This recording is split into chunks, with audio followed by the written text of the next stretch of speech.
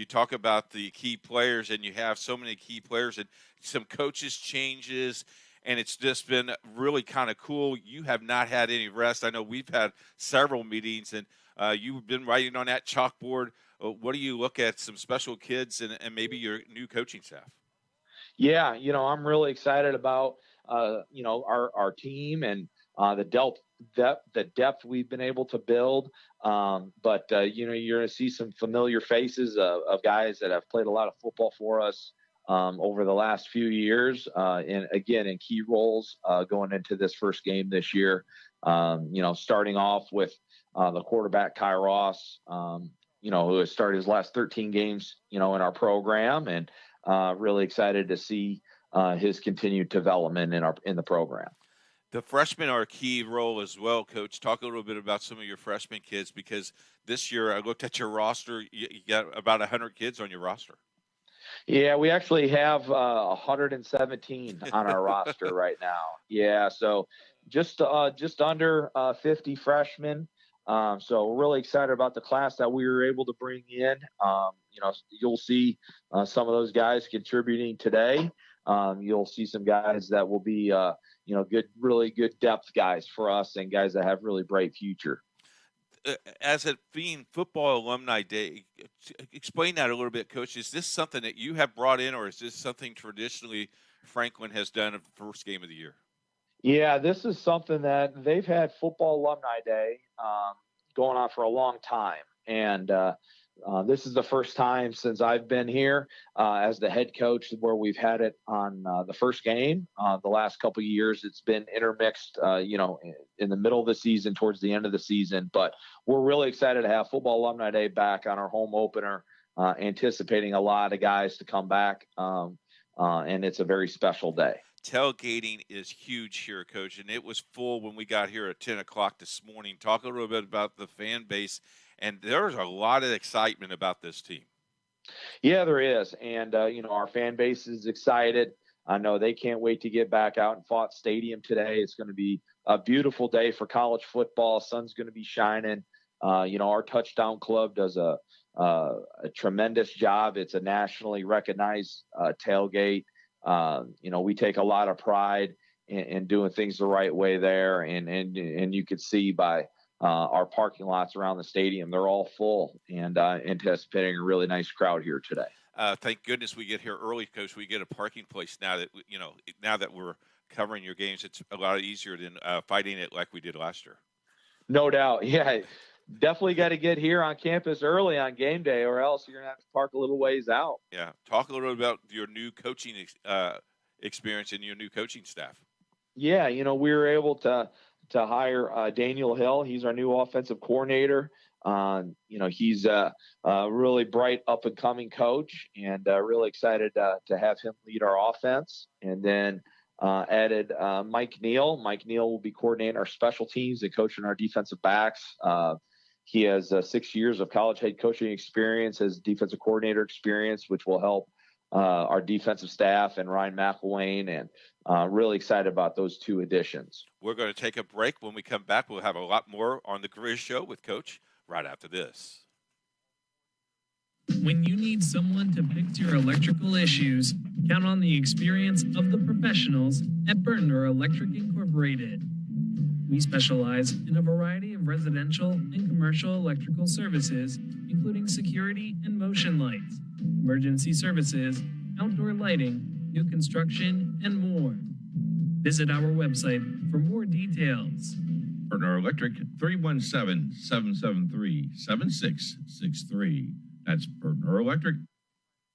There's no greater anti-poverty measure than to give a person a job that helps them start to change that trajectory. Thousands of people get jobs here from all of these diverse backgrounds. We're helping write that story of that better future that we know they can get, we know that they deserve. Morales Group is a full-service staffing company that provides temporary labor in the Indianapolis, Central Indiana market.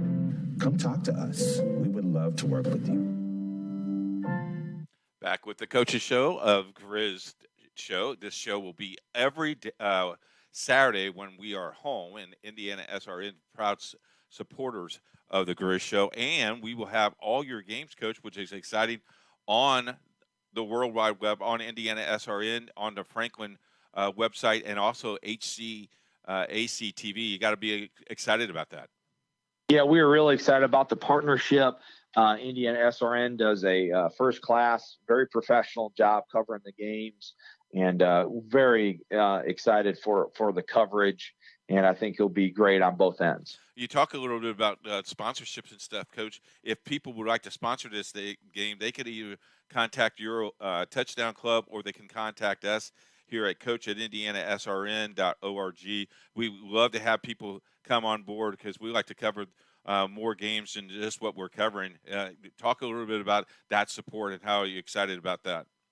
Yeah, it takes a lot of people to support a football program and a professional operation like IndianaSRN. So, but yeah, those opportunities are definitely there and available. No secrets. You can't tell any secrets, Coach, but what are you expecting from the University of Olivet today?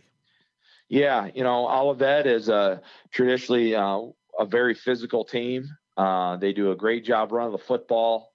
Their offensive and defensive lines are physical up front. They got good size, and they have some very athletic DBs and receivers as well. They have great team speed, and we're going to have to do a great job containing that, and also doing a great job on our special teams coverage. And for you guys, it's got to get it off to a pretty quick start, and it's got to be limited those turnovers, correct? 100%. That's the name of the game, is turnovers, generating turnovers on defense, and then taking advantage of when you get your red zone chances of scoring touchdowns, and that's going to be the key to victory for sure. Coach, this show will be on every single time you play at home, which is kind of exciting. What do you, if there's anything out there for fans, what do you expect them to do for you, and how do you expect them to accept this team? Yeah, I just would want them to support our team and be loud and cheer and support in a very positive way, because we got a great group of guys that have really worked hard. They put a lot of time in the off season, and we have a very passionate fan base, and I just ask to support our guys. And we want to thank you, Coach, for spending some time with us. I know it's game day. You're ready to go. We'll see you next week, because we got another home game next week. That sounds great. Yep. See you next week. Appreciate it, Keith. You bet. Yep. It's the Grizz Show. Thank you very much for joining us. If you need more information, check us out at IndianaSRN.org. Thanks for joining us today. You're listening to IndianaSRN, God's Word 24/7 and sports.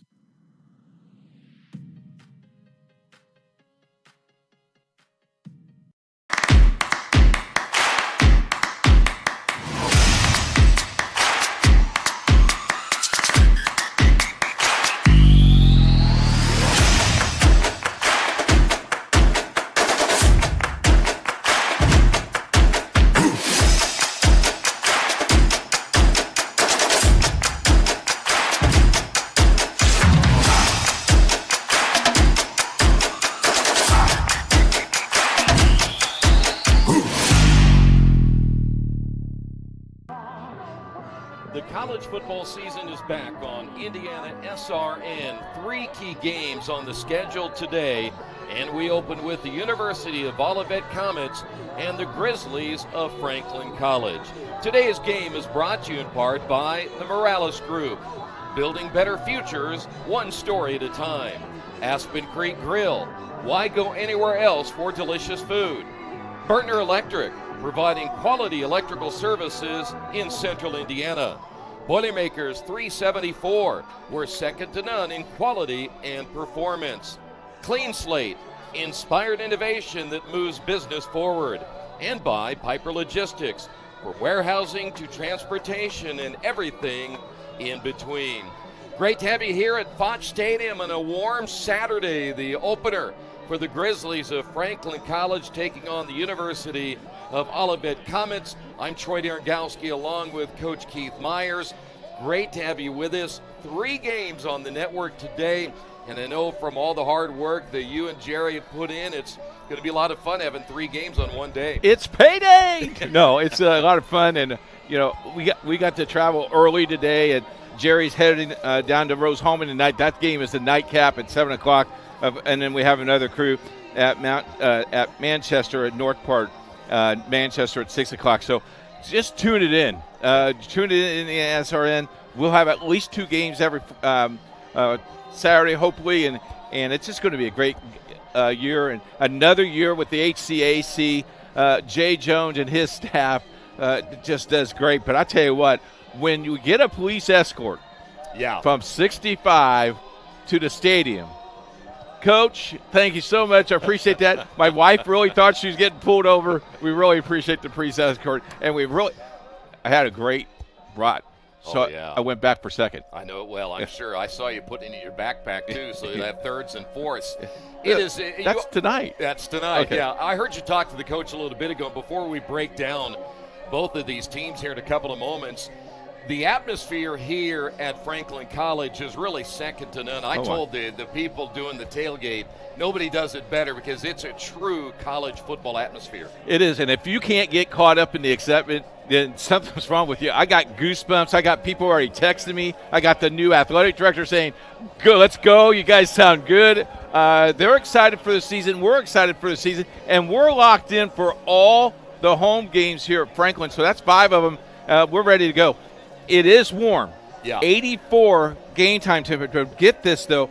On the field, 96 degrees. Yeah, and getting warmer. The wind is calm at 2 miles an hour, and the flag is maybe blowing a little bit, but it could be a hot one today. Yeah, it's going to be very warm, but both teams will be prepared for that. And when you get a shot at the sidelines, they have the coolers, the cooling fans, and they'll be ready to go for that as well. Well, I noticed that Chuck and Daniel, our producing team, they stood by the fire of the water fan for a long, long time before they came up. Well, I thought they were going to take one to bring it up I here. did too. I thought that Daniel was going to take it up to the booth with him.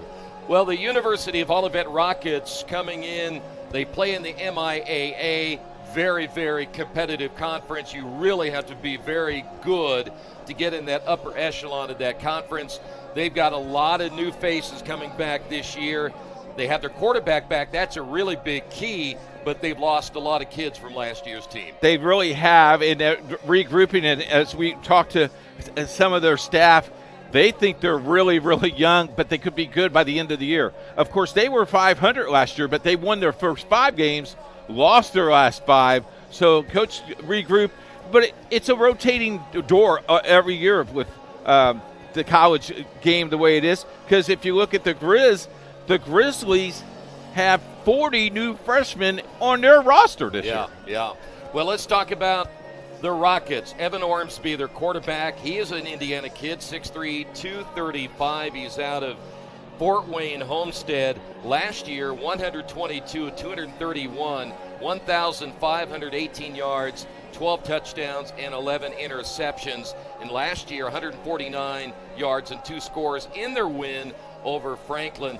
Big quarterback. I saw him out there, strong arm. He's got a year now underneath his belt. That'll be a big difference for their offense. He looks stronger than what he did last year. A little bit faster, trimmed down a little bit, but the body weight is and the muscle is definitely there.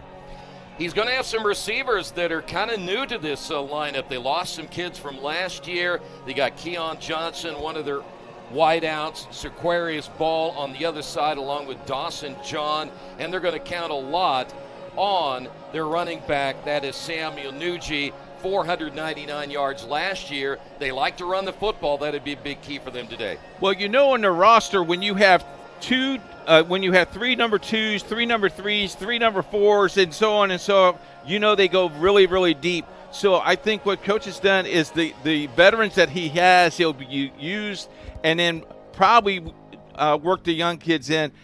The motion of this game it's totally different than high school Friday night. Yeah. This game is totally different, and let's see how the young kids respond on the spotlight tonight. And, of course, you talk about the guys up front. We know football games are won on the defensive and offensive lines. The guys up front a little bit young as well. Yes. In fact, if you look at it, a couple of sophomores getting the start today, even a junior, so some guys that are a little bit inexperienced. Inexperienced, but again, let's see what happens. But, you know, exactly what this Comet team is like, we'll know in the first couple of series how this will play out today. All right, let's talk about the Grizzlies of Franklin. Last year, the year that they would really, you're looking at number 3 under their head coach, and now they're in year number 4. They're looking to make that next step, but they got Kairos, guy that's just phenomenal. In fact, had an excellent year last year out of Tri-West, and Garrett Cora, his running back, also out of Tri-West, 2 guys that are really the big key to the offense. Yeah, and you look at this offense, and you give him time, and he stays in the pocket. His arm speed and his strength. We saw him throw a 50-yard pass on a rope today during warm-up. So very impressive. Again, the key here, how will the offensive line hold up? That will be the key for the Franklin Grizzlies. By the way, Ross, last year against Olivet in that loss, 30 of 41, 381 yards and 2 touchdowns. He had an excellent day that day, finished with 18 touchdowns and 9 interceptions, 2,000 yards passing 1 year ago. And Garrett Cora just barely missed the 1,000-yard mark, 198 carries, 989 yards, and ended up with 5 touchdowns last year. You'll see Cora. You'll also see number 22, Jennings, get the majority of the calls here today, but they love to run. They love to throw the football more than run it. Yeah, and watch them do the opposite today. Yeah. It always happens. The front line are big, very experienced. We'll see how the front line will hold up. I think this could be a 21-20 game if I'm looking at it right, but who knows? That's why we play them. It's going to be a lot of fun. Stick with us today. Well, let me jump before we take a break, though. I think Franklin's defense is going to be a key. Gave up 30 points per game last year. They've got to get that especially the secondary. If they could throw the ball, the secondary could be the suspect because I think the dogs up front can do it, but how about the safeties and the corners might be a little suspect. Watch 2 ends. One of them will be number 2, Jaira Ojada. Last year, 7 sacks. On the other side, number 5, Shea McGrath. He had 6.5 sacks last year. Those 2 edge rushers will be big. So if he had 6.5 sacks, that's 6.5 more sacks than I did in college football. True. Well, he only has to have 1 tackle to get more tackles than you in college football. Time to take a break. Time out. We'll be back as we continue our pregame coverage on HCAC TV, powered by IndianaSRN. At Morales Group Staffing, we are all about building better futures. And during these times, we are working hard to put people to work. We are now hiring for hundreds of jobs with pay up to $17 an hour. Visit our website at moralesgroup.net or text JOBS, JOBS, to 317-472-7600 to apply now and get hired today.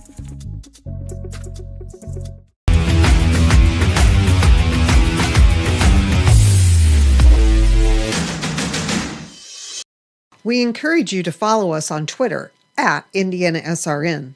Find upcoming games, video highlights, and much more. Follow us now at IndianaSRN. I don't know about you, but when they start running out, I just go underneath the desk. Yeah? Yeah, it's scary. Well, good news, you're not out there. We had a sideline report, and that might be something we'll do next week. You can be down there. No, I have graduated from that, and I'm glad I'm up in the booth. By the way, Coach's Keys coming up in a couple of moments. There are several other games opening today in the conference. Mount Union is at Defiance. Tri is at Anderson. Hanover is at Thomas More. Mount St. Joseph is at Baldwin Wallace. And, of course, we have the North Park Manchester game for you at 6 o'clock. And the 7 o'clock start, DePaul and Rose-Hulman. And if you think that is not a rival, you should tune in again. We'll have a huge audience for that game. I might be watching that one as well. We got to say hello to Jay Jones real quick because I know he's watching. Jay, thank you very much for the opportunity. Thank you for the Touchdown Club. We'll talk to the guy that's in charge of the Touchdown Club at halftime today. All right, before we do any further on our pregame, we have today's national anthem.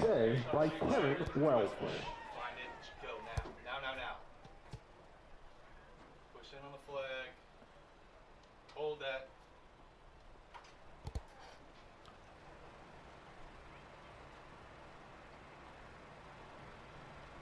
Oh, say, can you see by the dawn's early light what so proudly we held?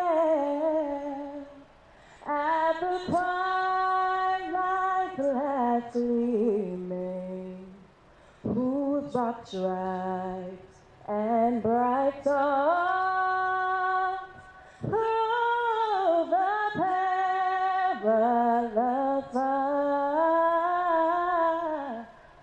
Oh, the ramparts we watched were so gallantly streaming, and the rockets above bursting in air, gave proof through the night that our flag was still there. Oh, take us that star-spangled banner yet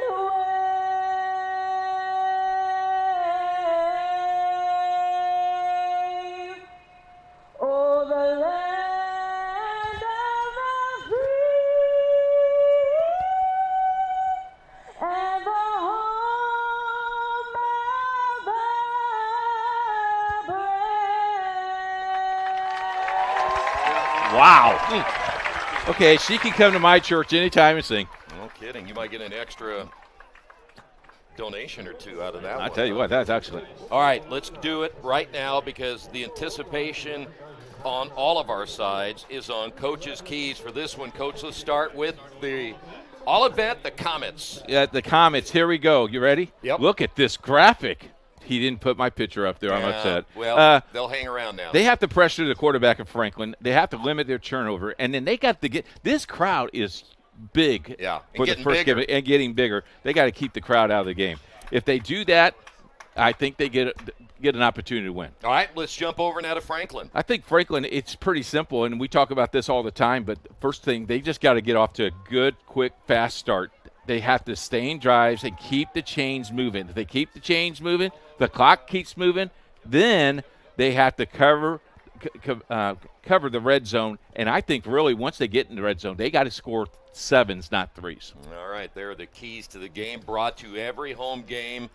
Tell you what, you went into some pretty good depth on those, too. I know you got some inside information, too. Hey, I tell you what, I'm looking for a sponsor. So if you need a sponsor, Coach's Keys, look me up at coach@IndianaSRN. Let's work out a deal. Let's get that done. Coach@IndianaSRN.org. Olivet will be in their traveling white, Franklin in their home dark uniforms, and as you see, the captains meeting at midfield on a warm day today. We thought, well, we did know the temperatures were going to be back up today, so game one, you find out how well conditioned you are. You also find out a lot about how you're going to play into these conditions with it being as warm as it is. So we're going to learn a lot about these two teams today, and it's going to be fun watching Franklin football all season long. I just like to know why people are still wearing long-sleeve shirts and sweatshirts. Well, some of them might have, like me, fair skin, and you don't want to get burned, right? Yeah. That makes sense. Gotcha. So there you saw it. Toss one, and it'll be Franklin diverting to the second half. I do believe. Let's wait and see, but get the official. Yep, it will be Olivet getting the football first here this afternoon. We're ready to go. Okay, I know you have never refereed football, but I have done that. That as a white hat on the first opening day of college football, I tell you what, it's the most fun ever because you can talk to those kids. They are looking like staring to deadlight. They don't care what you're saying to them. They just want to hit somebody. They do. Well, they're going to get a chance here in a couple of moments. By the way, don't forget, keep up to date with every school in the Heartland Collegiate Athletic Conference. Every school, every sport on their website, heartlandconference.org. Make sure you check it out. There's all kinds of information, again, on that website, updated daily.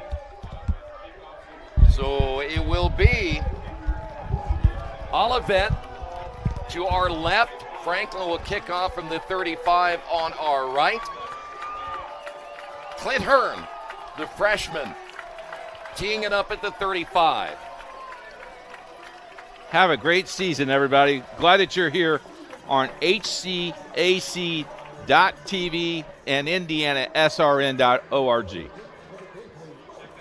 players deep.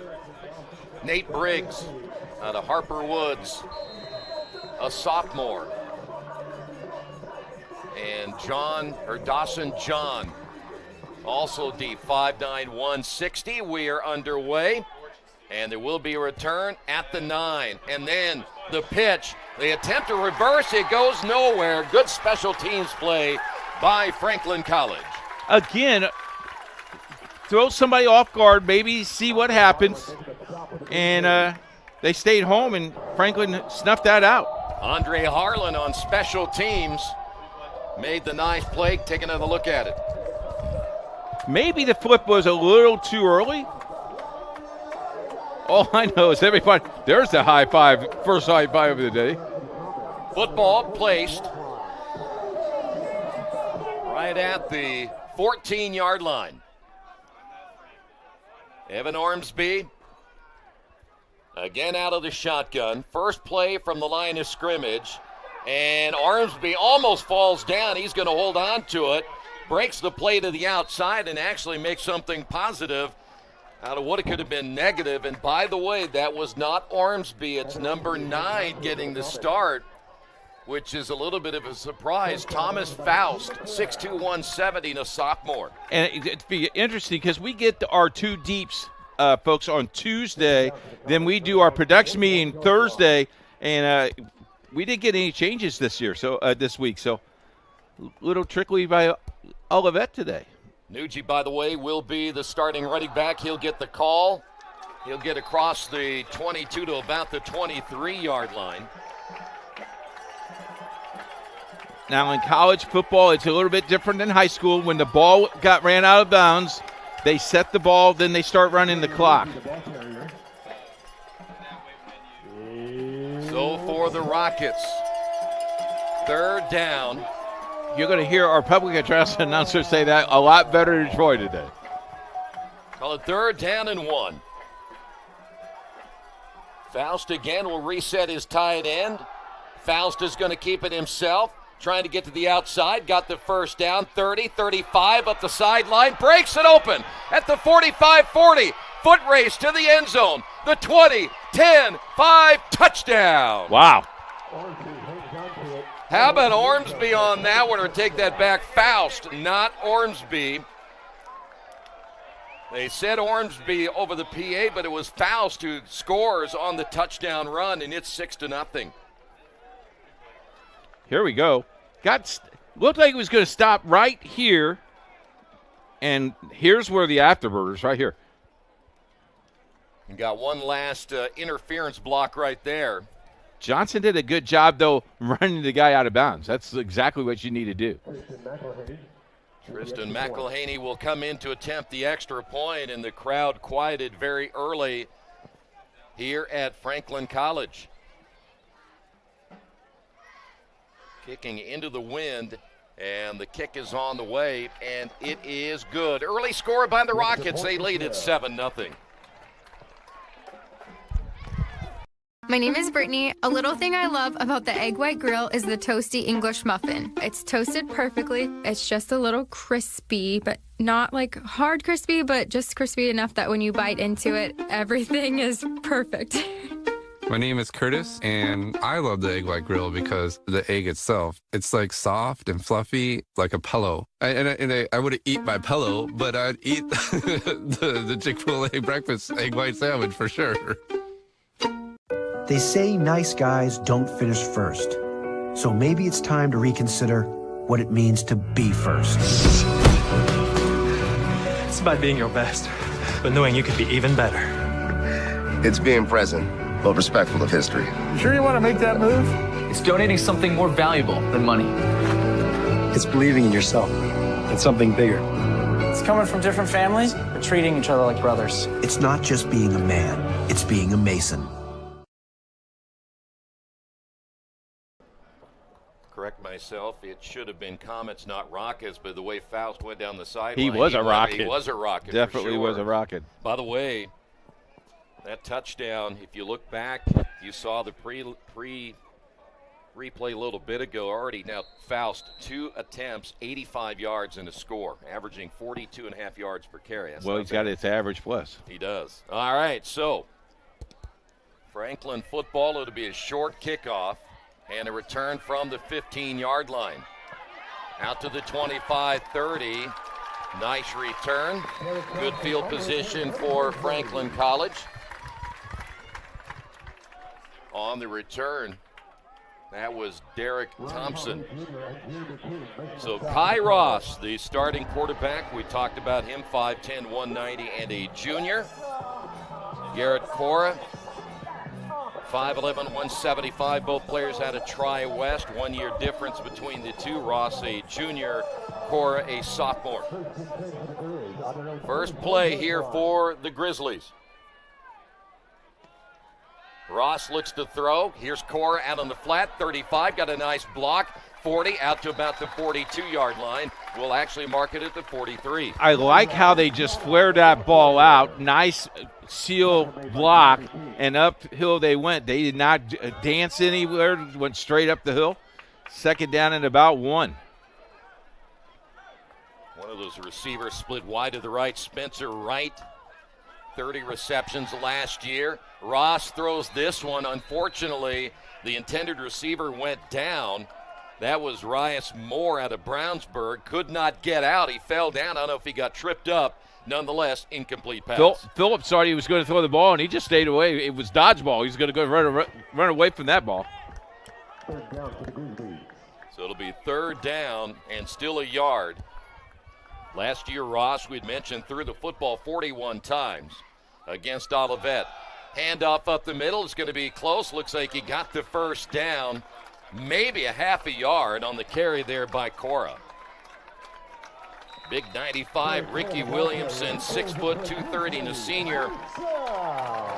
One of the Comets in there helping to make the stop. It will be a first down.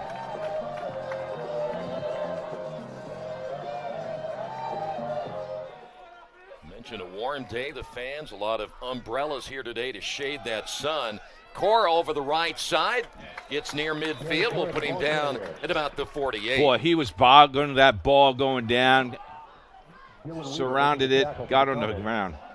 Up front, Ethan Corwin, Max Johnson, Parker Hacker, Josh Sanders, and Brock Veach. Veach at 293, Sanders 275. Two big bodies on that right side.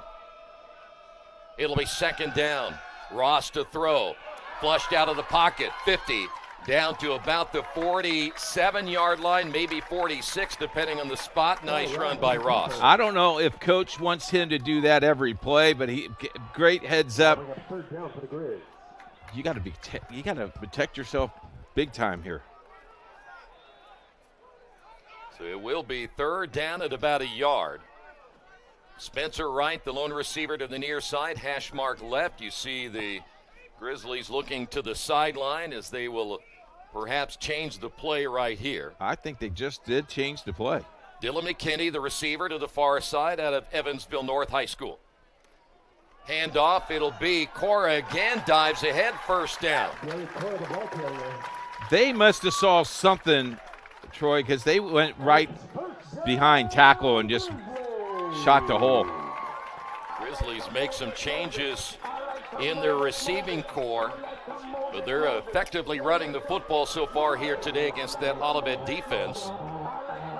Olivet last year defensively gave up 192 yards per game on the ground.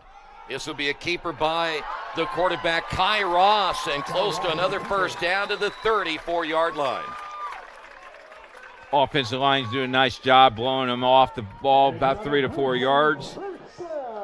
Hold your block, create the hole. I think you probably could make it through that hole. I could. It was a little bit. At least get 1 or 2. He got 12.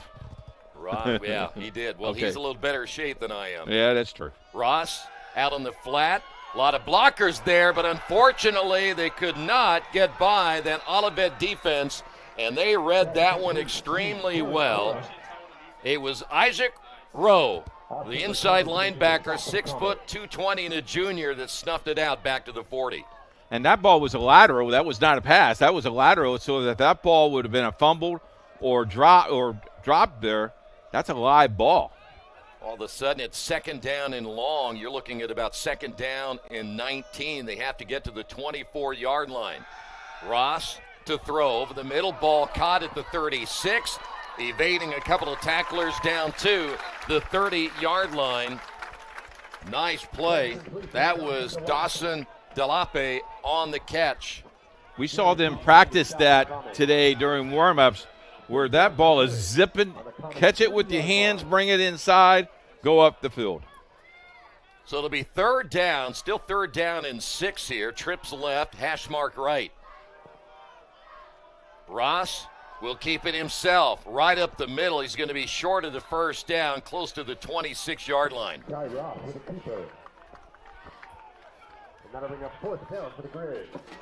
One of those in there on the stop for Olivet was Carlton Freeman, 6'3", 215 out of Kalamazoo, just a freshman. Big play right here on fourth down. The Grizzlies will go for it. You're looking at about fourth down and almost 2 yards to get the first down. Is it fourth down? It is. Okay. Trips left. Single receiver to the right. Looking to throw is Ross. Has a man, throws it behind him, and it goes incomplete. Malachi Joy unable to come up with it, and it will be a turnover on downs. Tried to throw it to that back shoulder. And so the Grizzlies will give it up in their first possession. And Olivet will take over. Boy, Faust, we had word that Ormsby was going to start today. He was on the depth chart to get the start. But then number 9, Faust, getting the start. I think they like it maybe because he's able to run the football much better and is maybe, from that standpoint, a better threat. First down for the Comets on the carry, Nucci. One thing I noticed about Franklin, they got a hit, then they got a wrap. They can't, just the contact itself is not going to knock these guys down. You got to wrap. Gain of about a yard, maybe 2. We'll call it second down and 8. White, the receiver, to the near side, the far near side. Shoebridge in the ball game as well. He'll work in the slot. Handoff again, and it'll be Nucci on the carry, close to the first down, near the 37. Well, he's just carried 3 or 4 guys with him. 5'9", 180 pounds. Nose of the football right at the 35, so it'll be third and 1. Trips near side, hash mark left. Got to keep an eye on Faust as the Grizzlies found out moments ago on that touchdown run. Well, both teams have been predominantly running the football here early. Yeah, and we predicted passes. Okay, good for us. Faust on the high snap, brings it down, and then he goes down as well. Great defensive play for Franklin, thanks to Hayden Commode, the linebacker out of Triton Central, 5'10", 225. He just filled the hole and went for it. So now Olivet take another look at it. They'll have to punt it away. Wow. The belly-to-belly suplex right there.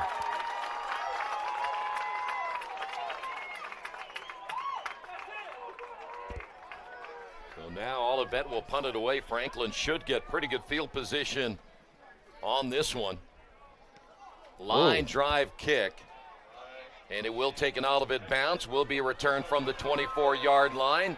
Nice return out to the 35. Yeah, I got a block in the back, though. Got a yellow hanky on the field.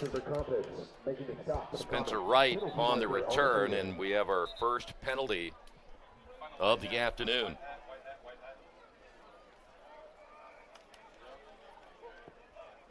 Well, the adjustments will be made as the game goes along. I want to remind you the HCAC Commissioner Cup is a rotating trophy awarded to the institution that garners the most overall all sports points during the year.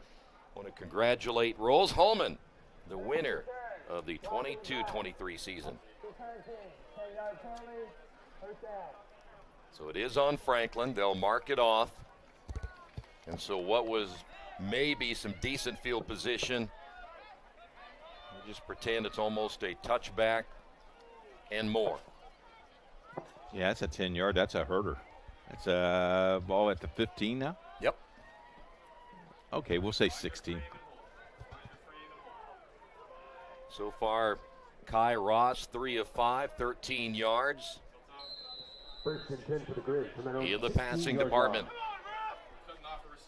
Ross will throw out on the flat. Ball caught, 15, 20. Hard hit there.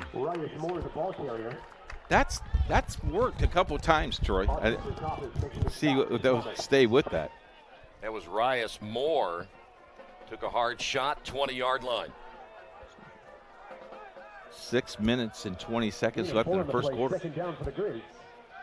Ross to throw again. Here comes the blitz on this side, and he gets drilled. Big number 95, Ricky Williamson. We've already seen he's going to be a load for that left tackle. Pose for the camera there for us a little bit, Ricky. Well, we have 4 really good defensive ends, 2 on each side in this game. On this game, yes. Football all the way back to the 12-yard line. It'll be 3rd down. They have to get to the 26-yard line for a first down. Ross pumps, now carries it himself, 20, out to the 24-yard line. He'll be short about 2 yards. 7-0. Comets with the lead, and here comes the punting unit now for Franklin College. Adam Guth will punt it away. And what I said a little bit ago about Franklin perhaps getting good field position, and they might have, if they hadn't got the penalty, Olivet should get good field position right here. Guth will stand at his own 10-yard line. Nice kick. Driving the return man all the way back to the 25, reversing direction, and then gets tripped up at the 26. Good special teams play again for Franklin College. They've done that now twice. Demarion Newell on special teams out of Gary West. So we played about 4 minutes, about 9 minutes. What you think so far? Well, I think it's a feeling out process. We always talk about that when you play your first game of the season. You know, playing on a Saturday is a lot different than all these practices that you've done, and even if you scrimmage, because now you do it for real, and we've got some new faces on both sides of the football for both these teams. So game one, kind of what you expected. And a busted play scored a touchdown. Yeah, it sure did. So Faust back in at quarterback here for Olivet. Play action pass down the middle, has a man there, and we've got a flag, and that's obvious. No doubt about it. Pass intended for Briggs. Nate Briggs out of Harper Woods, a sophomore. He had the defender beat, and there's a big penalty right there against Franklin. That was against the young man who just ended up making the nice play in special teams, Demarion Newell. Newell, 43 tackles last year. Of course, as you know, the little bit different than what you see in the NFL, and mark it off from the spot at the line of scrimmage, so that'll be at the 42-yard line where they'll put the football down. I think eventually they will change that rule in college football. Probably. I think they should. So Olivet. They're rolling. Well, I'll tell you what, their offense looks a little bit different than what we thought coming in. We mentioned that Ormsby was the player we thought was going to get the start, but it's been a completely different dynamic right here with Faust getting the start instead of Ormsby. That pass way behind his receiver, intended there for Briggs. It'll be 2nd down. Defensive pressure there a little bit, made him forced to throw the ball a little bit sooner than he wanted to. You know, you were talking about the Commissioner Cup. That's a big deal. Yeah. Well, that shows balance in all of your programs. Every single thing. So now 4 receivers in the lineup for the Comets. Nucci. Here's Faust. Faust to get hard at the 44-yard line. Only picked up a couple of yards on that play. His head bounced off the turf there. That hurt. So big third down. They'll have to get to the Franklin 48-yard line for a first down. Anthony Brown coming in now for Olivet, 5'10", 245. He's a load. He'll be an extra blocker here on the near side. They go 300-300 in the right side of that offensive line, but now a timeout will be called. 7-0 Olivet.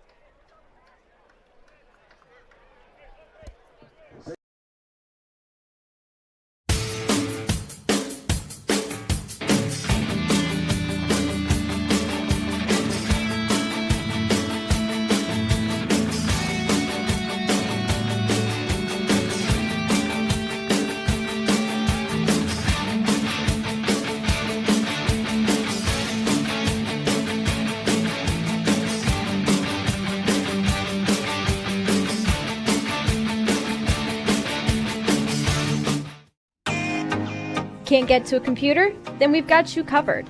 Just go to the IndianaSRN app and stay up to date with all of your favorite teams. You can watch live coverage or relive the experience with our on-demand service.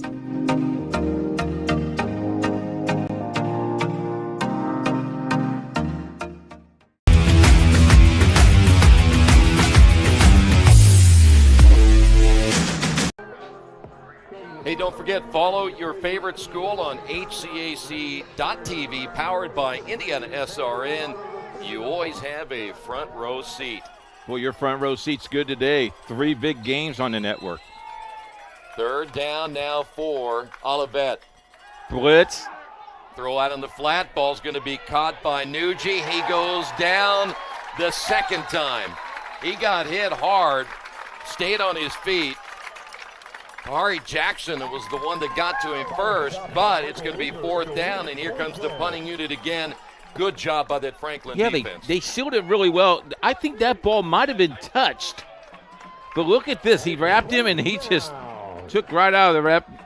The other 4 guys cleaned it up. That helps. That's like me at the supper table, buddy. 4 people could take me down to get my corn dog. So Olivet will punt once again. Another line drive kick. This will take an Olivet bounce. Boy, just get away from that one. And goes inside the 10-yard line. Excellent punt. That could have been a nightmare if he had touched that ball. Look at the crowd today. Great. The bleachers over on our side pretty well full, and on the other side. And I love the trees. They love the trees here, don't they? Because there's people all over the place. And then the end zone shots are pretty nice as well. Well, it makes a great atmosphere here at Franklin College. The offense trying to improve on last year, where they averaged 158 yards on the ground, 201 yards through the air, but only scored 25 points per game. So it's one thing that they want to get more shots at the end zone, but they're going to have to start deep right here. From the 7, handoff Cora. He got tripped up. Gary Cora, the ball carrier. Might get to about the 10-yard line. We'll give him a gain of 3. Austin Bertompich making a tackle for the Comets. Simmons, Weaver, Williamson were the listed starters up front for Olivet.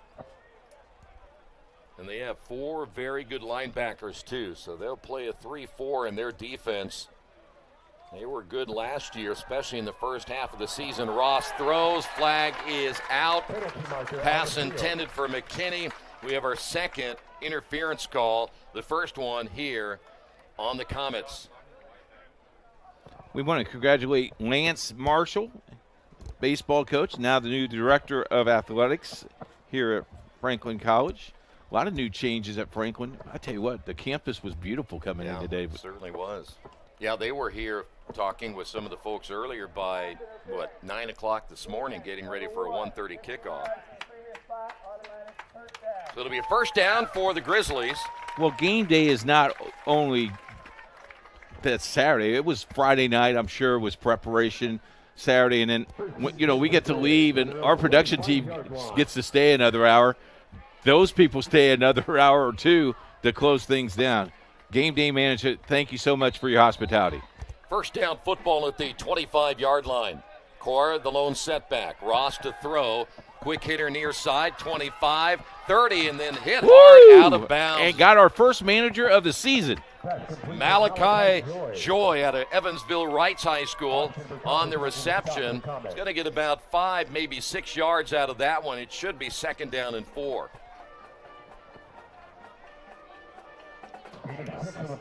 I think it's one of those ball boys. They're probably the baseball players who got drilled. He got drilled pretty well.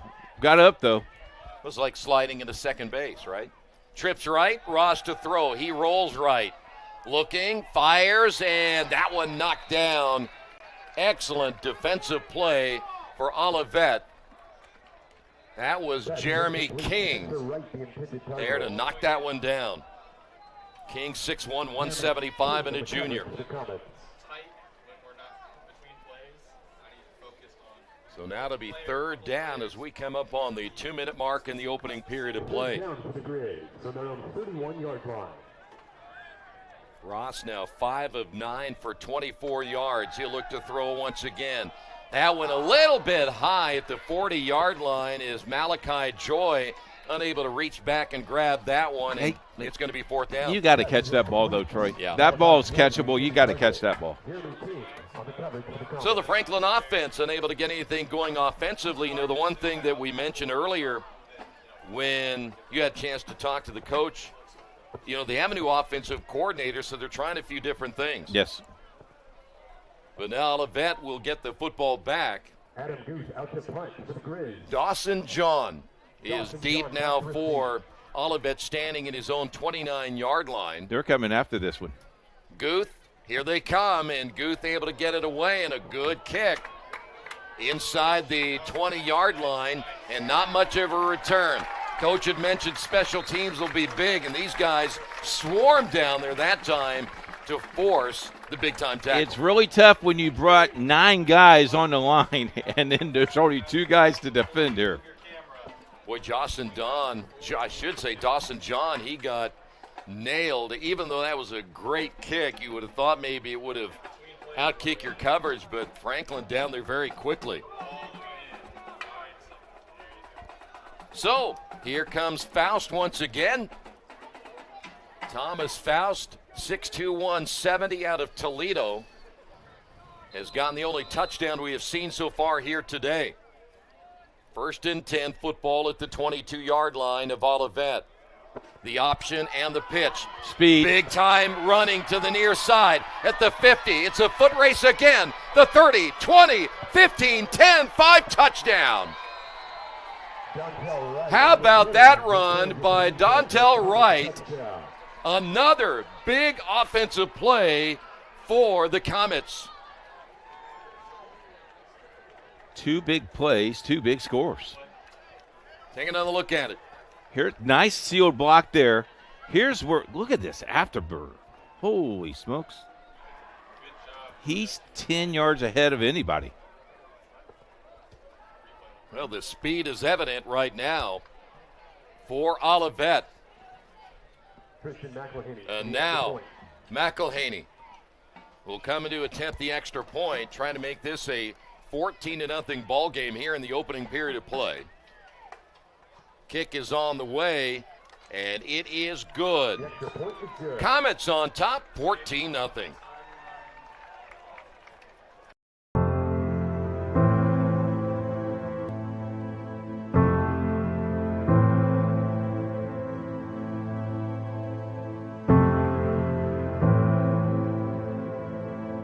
Calling officials cheaters or corrupt, it's not a game. Insulting referees, it's not a game. threatening officials, it's not a game. Berating young umpires, learning the ropes, it's not a game. Violent language in the stands, it's not a game. Verbal abuse from the sideline, it's not a game. Screaming at a referee in the parking lot, it's not a game.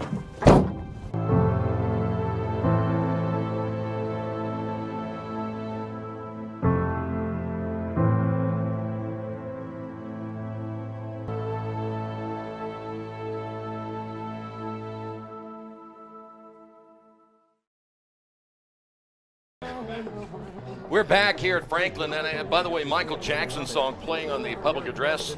Unfortunately, you can't see what Keith Myers is doing in the press box. Soul Train, baby. Come on. You know what? There's a lot of people that don't know anything about Soul Train. I just dated myself. You did. The Franklin Grizzlies a little bit shocked on two big offensive plays by Olivet, trailing 14-0. And they'll get the football back. There will be a return inside the 10-yard line. Out to the 20, 25, and dropped at the 30. Good special teams play the opposite way. Would you say this is a must possession to get something? I don't think it's that must yet. Okay. But I would say next couple of series will be big. Now, you don't want to drop down to Olivet. They've shown they've got great speed. That's one thing that is a concern for the Franklin defense. And those two big runs we've seen already. I think Kai Ross right now needs to get a little bit in a rhythm here offensively when it comes to the passing game. Right now, 5 of 10 for just 24 yards. Football placed at the 29-yard line. Very quick first quarter. They'll look to throw. That one down the middle of the field and just out of the reach of the intended receiver. McKinney had a step on the defensive back. And they had him beat. Yep, that was Dawson John on coverage, one-on-one coverage there. I like it that they're opening up, though. You know, now let's see what they will do here in the last. I always like the idea of throwing on first down. Try to get that defense a little bit spread out. Maybe a step. Trips near side. 2nd down and 10. Ross again to throw. Ball caught 35 near the 36, perhaps 37-yard line. Hatfield on the reception. It'll be 3rd down and about 2. Ronnie Pompey Jr. on the stop for the comment. Grizzlies quickly to the line of scrimmage. Football between the hash marks. Ross has been known to run it here, but he's going to hand it off to Cora. 1st down and more, across the 45, out to around the 49-yard line. Cora 5'11", 175, and a sophomore. Grizzlies will make a bunch of changes offensively. McKinney, one of those back in the ball game. Cora went to Tri-West. We had him in a semi-state a couple years ago. This time, Grizzlies go trips to the right side. Oh, over nice. The middle. Ball caught. 40, 35, 30, 25, 20. He's got the 15, angle. 10, and touchdown Grizzlies. Malachi Joy.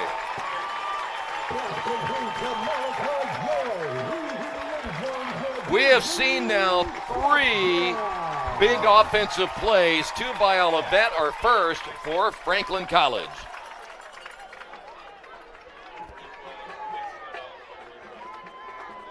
Look at this.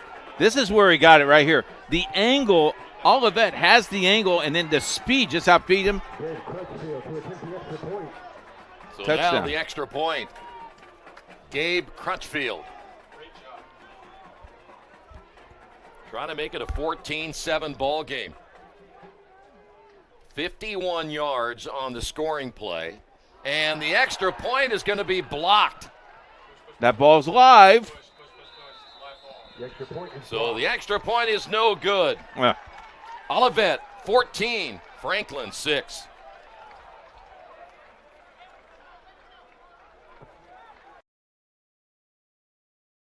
From warehousing to transportation and everything in between, Piper Logistics does it all. Centrally located, Piper Logistics has 2 warehouses in Indianapolis and a warehouse in Cincinnati, Ohio.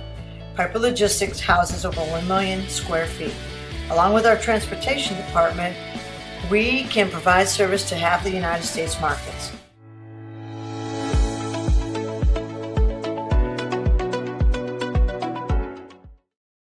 We encourage you to subscribe to our YouTube channel, IndianaSRN. Hit the bell to get notifications for upcoming games and more. Watch as many games as you want, as many times as you want.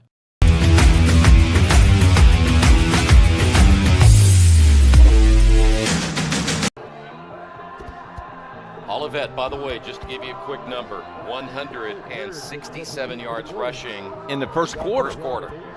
But that was a much-needed touchdown for Franklin. I agree. So now the Comets will get it back. This one deep and goes into the end zone. There will be a return from the goal line out to about the 13, maybe 14-yard line. So Olivet will start deep in their own territory. Now you say, well, why can he run it out? And then on Friday nights we can't do that.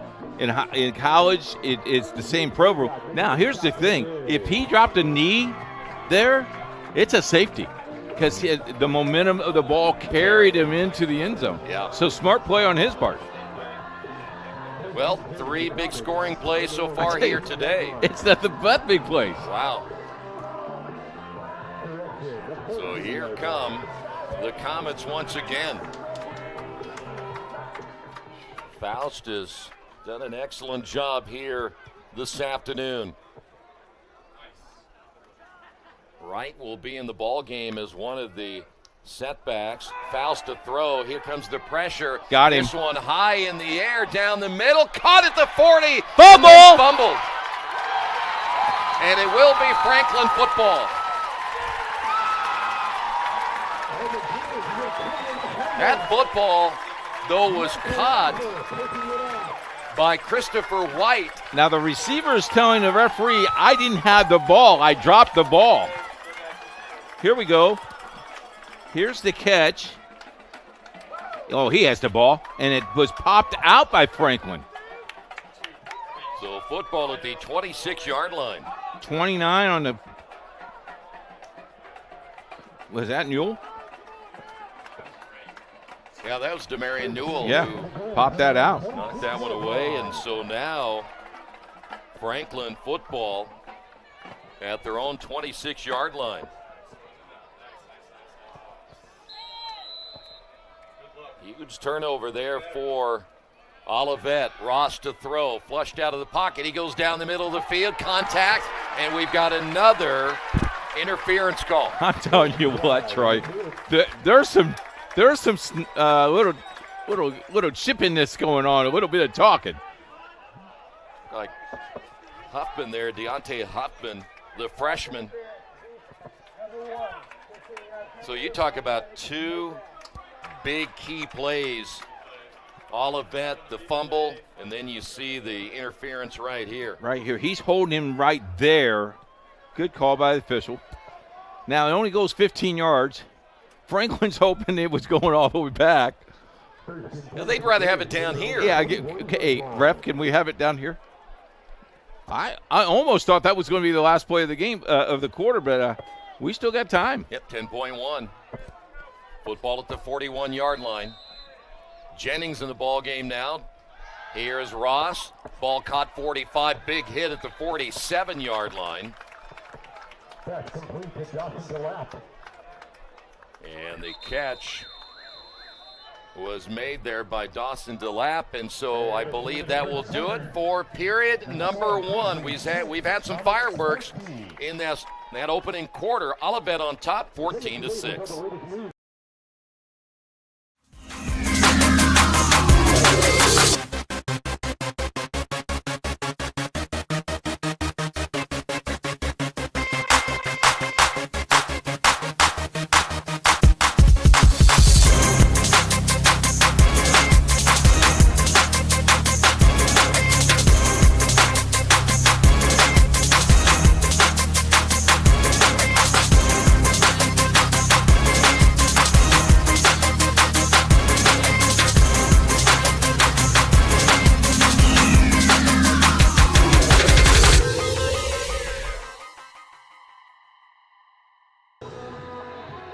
first warm day here at Franklin College, and we've seen some action on the field. It's made it a little bit warmer, got the fans going a little bit. I just like I'm impressed with the shirt and tie and the suit jacket. For me too. Yeah. Yeah. When did we get those suit jackets? Well, you paid for it, so I did? Yeah, you didn't know that. We ordered them. Is it on your expense account Yeah, for this week? it is. Okay, great. We will switch sides. Want to remind you, the Heartland takes academics very seriously. Our athletes must maintain a 3.5 grade point average. I had a 4.0 in college, as I've referred many times. I had a 0.5. Yeah, but you got to let me finish the joke. 1 point for every year. Okay. So you only had a 0.5 every year? Well, I only stayed one day. Okay. Each year, over 1,000 student athletes carry at least a 3.5, and their names are put into the HCAC All-American Academic Team. Second down as we begin the second quarter. Football at the 47-yard line. Ross out on the flat, ball caught, and ball comes loose and is fumbled out of bounds. So you're actually going to look at some yardage lost on this play. That was Spencer Wright who lost it. And I think they're going to put the football back at the 44-yard line. They sure are. That'll be a loss of 3. Well, I guess I'd rather have that if I'm the Grizzlies than a potential fumble and lose the football. So now it's going to be third down. They have to get to about the 49 of Olivet for first down. Ross again to throw. Looking over the middle. Ball caught. Great catch. Big time hit, but McKinney holds on for the first down to the 42-yard line. How about McKinney from Evansville North? Our folks down in Evansville, they know IndianaSRN. Good catch, young man. There's a lot of Indiana kids on this roster. Oh, yeah. From all over the state. Yes, sir.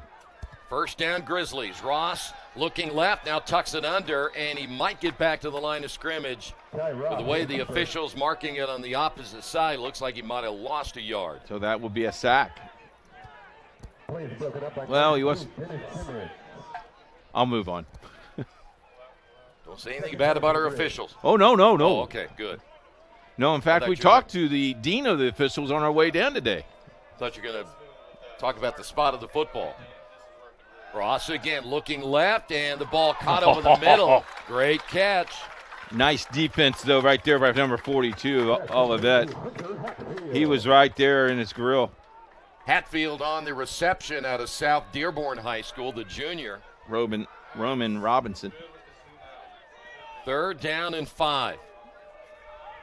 Jennings back in the ball game now for the Grizzlies. Trips left, and again the ball between the hash marks. They'll look to run here. Ross spins across the 35, got the first down. Great effort near the 30. Design play? Probably. Yeah, I think it was a quarterback draw. Yeah. Whatever, it works. Bryce Moore coming out of the lineup. Grizzlies again will work with 3 receivers split wide left. Jennings stays in. High snap. Jennings gets the call. Hit immediately. Bounces to the outside. And finally brought down after a short gain. The cool thing I like about that, he got hit and he kept going uphill. Young men, if you're playing on Friday night, young lady, if you're playing on Friday night, you just want to keep going uphill. Keep those legs a-churning. Yes, sir. That's why you played such well in Wyoming. Well, I was a quarterback, so I handed off and threw it. No need to get hurt. Or just ran out of bounds. Yes. Ross over the middle again, behind his receiver. Ball caught, tripped up at the 15-yard line. What a great catch by Malachi Joy once again. I give him a 5.5 on the roll. Wow. That pass was behind him, and he still made the catch. There's a great grandma shot for you. Grandma proud of her grandson. Look at this roll. Oh, yeah, that's a 5.5 right there. So Ross trying to at least get his team to within 1. Flushed out of the pocket again. Now he's going to tuck it under. Flag is down. We might see a hold. He got back to the line of scrimmage, but where that flag is generally tells you it's a holding. You know, sometimes it's hard for those big guys. You know that you can only go so long, and then when you see your quarterback take off, you reach out because the defense is going that way too. You know, and people will say, well, you can call holding on every single play. Well, you can't tackle. Yes. So the penalty will be marked off. Nothing sometimes worse in the game of football when you got the drive going and then you get a penalty or two and just kind of kills you a little bit. But let's see if Franklin will rebound right here. It'll be second down. They can still get another first down out of this drive. 5-yard line. Ross now 12 and 19 for 120 yards. By the way, we have seen Jennings stay in the lineup. Not sure about Garrett Cora. High snap. This is going to be a tough one. All the way back to the 47-yard line. Wow. Penalty and then the bad snap. Boy, what was a promising drive. You had it down to the 15-yard line. All of a sudden, you find yourself back at the 47. Second down and 42. We have not seen that all year long. Not that far. Of course. Oh. So now they got a long way to go. Second down and forever. Trips near side, hash mark left. Ross hands off. Jennings trying to get a big chunk back down to the 39. Close. Would you field goal here or would you punt? Oh, he's going. Well, it's third down. Oh, it's third down. Okay. Yeah. I thought the number was fourth. I'm sorry. So now it's 3rd and 36. Third down for the grid. How many plays do you have in your playbook, 3rd and 36, Troy? Well, probably none. Joy, the leading receiver, will talk about his numbers. Ball over the middle, and no gain on that one. Great defensive play for Olivet. Pass complete to Owen Wright. Wright will get the catch, but it was number 34 who made the stop. That is James Richardson, a senior linebacker out of Richmond, Texas. Well, it was a promising beginning to the drive, but again, you looked at the penalty, the holding penalty, and then the high snap cost Franklin right there. Mentioned Joy having a nice day, 3 receptions, 71 yards and a touchdown, averaging 23.7 yards per catch already here this afternoon. Oh, nice pooch. Yeah, nice end-over-end kick and the fair catch right at the 5-yard line. So the Comets have a long way to go in this one, but they still lead it 14-6. By the way, you can follow along. Go to the Franklin College website if you want to check the live stats as we go this afternoon. Also, we want to thank you for your support. The exposure, gaining visibility among a dedicated audience and community encouragement shows your commitment to a cause. If you'd like to sponsor IndianaSRN and HCAC football, you can contact us at coach@indianasrn.org. Glad to have you on board. So Faust will try to lead his team 95 yards down the field. They'll run it first carry up the middle, 20, 25, out to about the 27. That'll be Nuji on the carry. They are just fast. Once they hit that hole, they're very quick. Put him down at the 27-yard line, and Nuji a little slow getting up as well. Yeah, their speed on the outside has been a big key, but really their speed coming out of the backfield has been a key as well. Officials timeout on the field. We'll take a timeout as well. Olivet on top 14-6.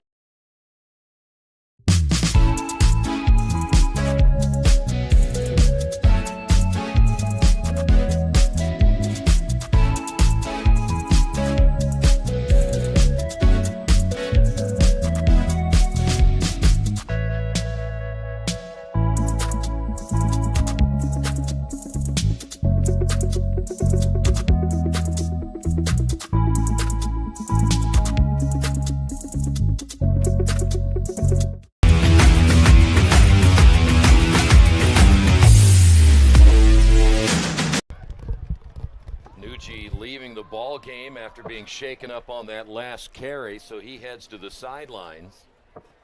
After another nice big gain there for Olivet, their offense is really showing excellent quickness here today.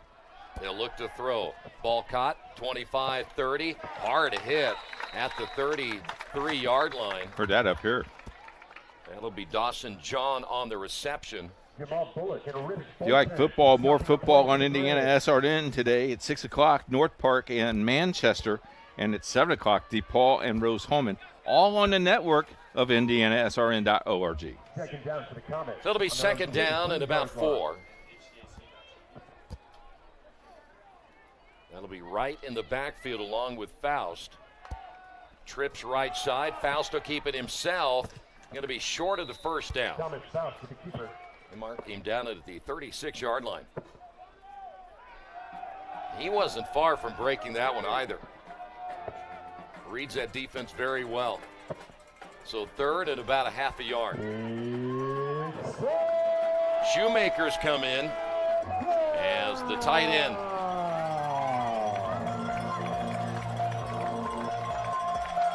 Crowd trying to get the Grizzlies defense fired up for this one. High snap, handoff, and the football comes out. And let's see who gets it. This is going to be important right here. Looks like, the quarterback Faust able to get it back. They said Dante Wright, but it'll be Faust who picked up the loose football. No gain, so it'll be fourth down, and the punting unit back on once again.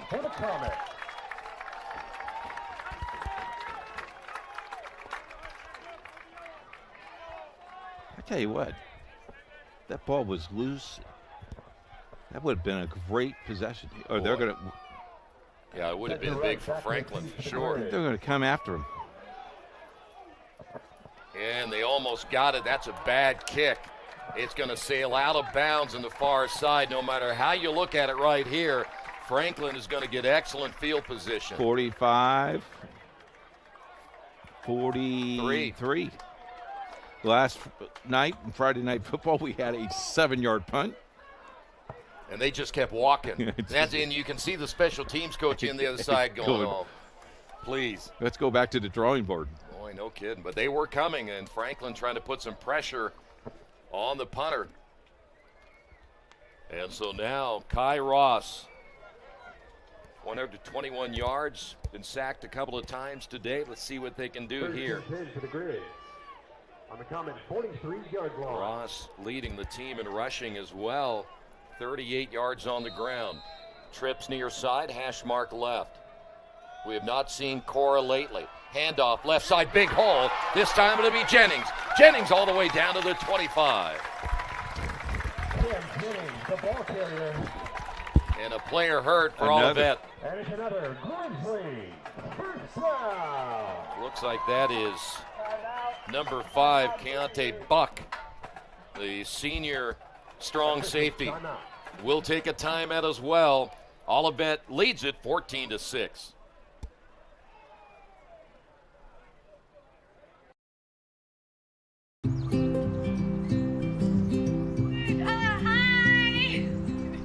You're good at making big announcements.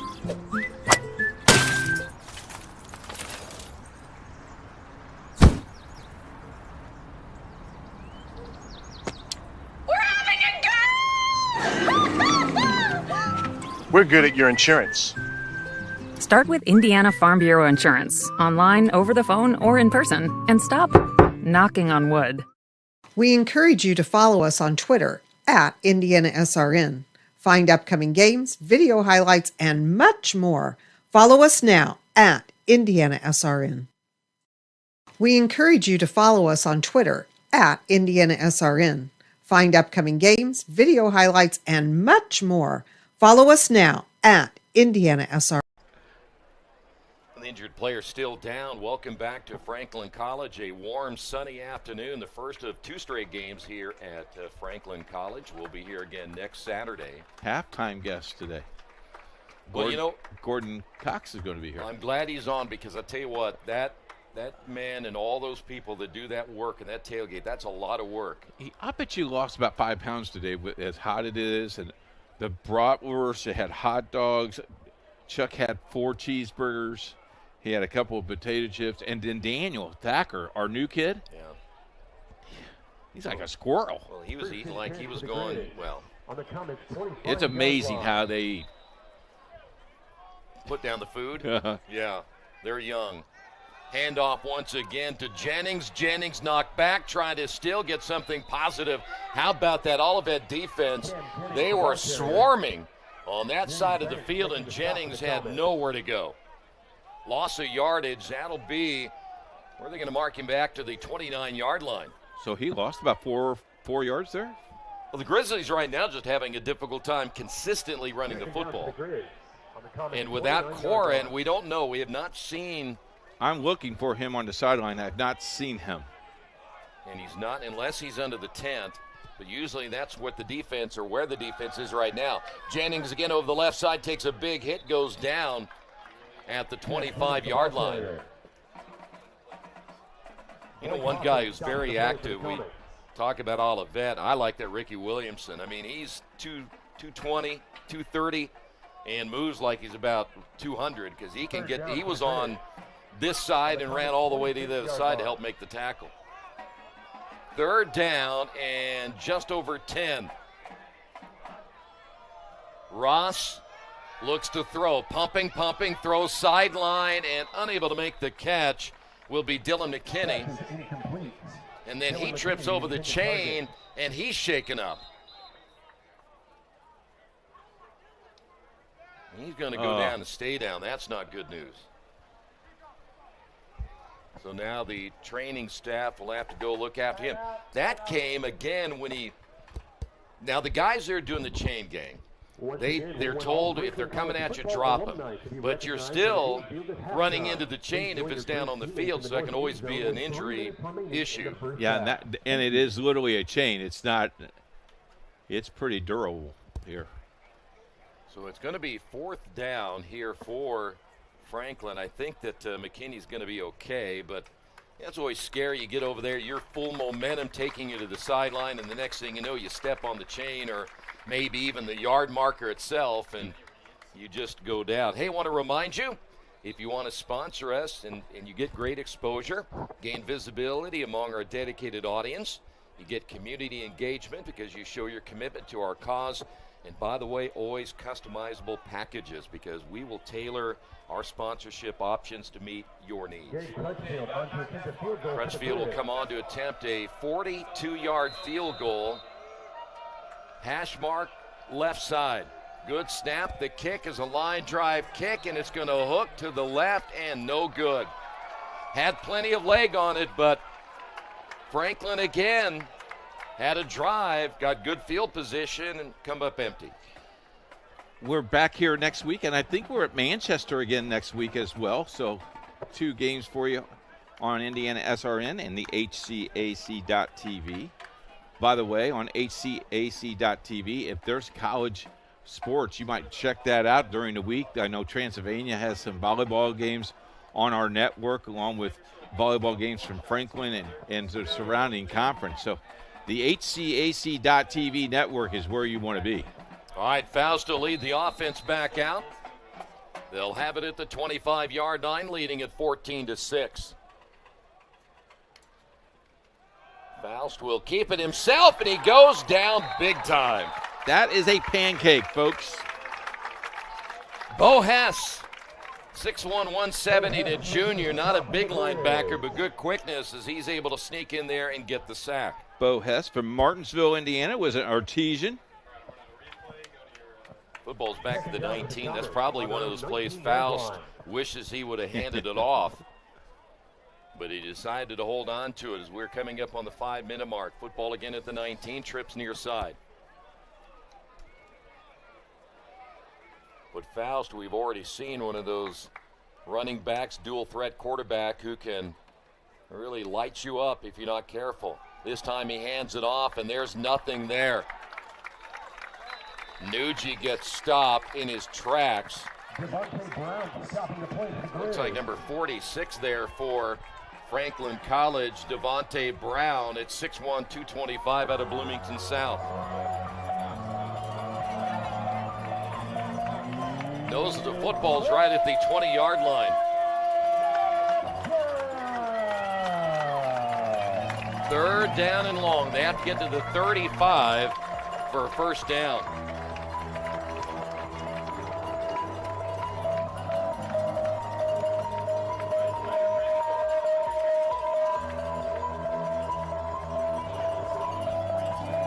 Long time getting the play in here.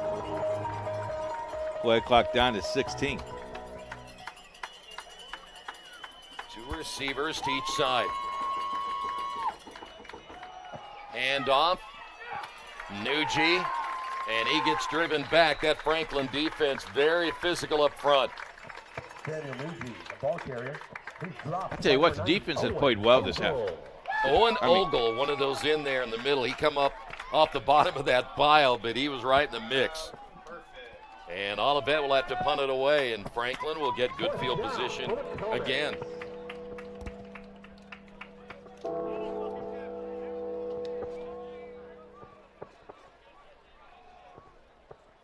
Franklin is through the air, still 121 yards. They'll get it back, and well, that took a nice Olivet roll. Otherwise, that was not a great kick. Do you see Coach down there? No. Coach is waving everybody off, even the manager. Move out of the way. And it was waved dead, I believe. I know that Franklin picked it up. They want to score right here, but the official blew the whistle. I heard the whistle. It should be down at the 40. But I'll tell you what, you have nothing to lose if you're Spencer Wright. Pick it up and go just in case.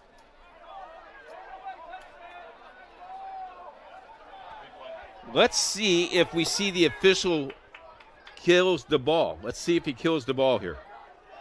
That ball's not touched. Nobody touched it. Yeah. That ball is live. It is. Well, I think Franklin certainly has an argument right there, don't they? Yeah, Coach is now coming back.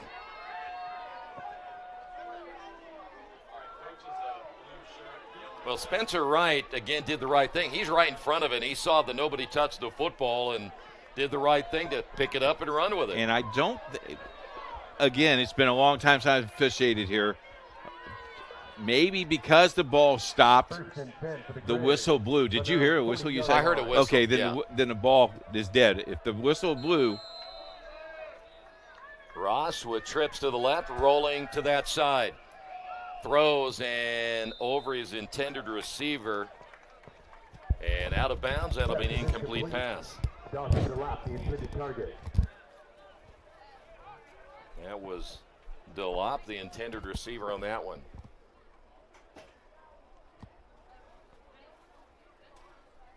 So it'll be second down. 3 minutes remaining here in the first half. This will be a keeper by Ross out to the 45. Guy Ross with the keeper. So we still are looking at about a third down and 4. Third down for the Grizz. Around 46 Mentioned Ross leading the team in rushing here this afternoon.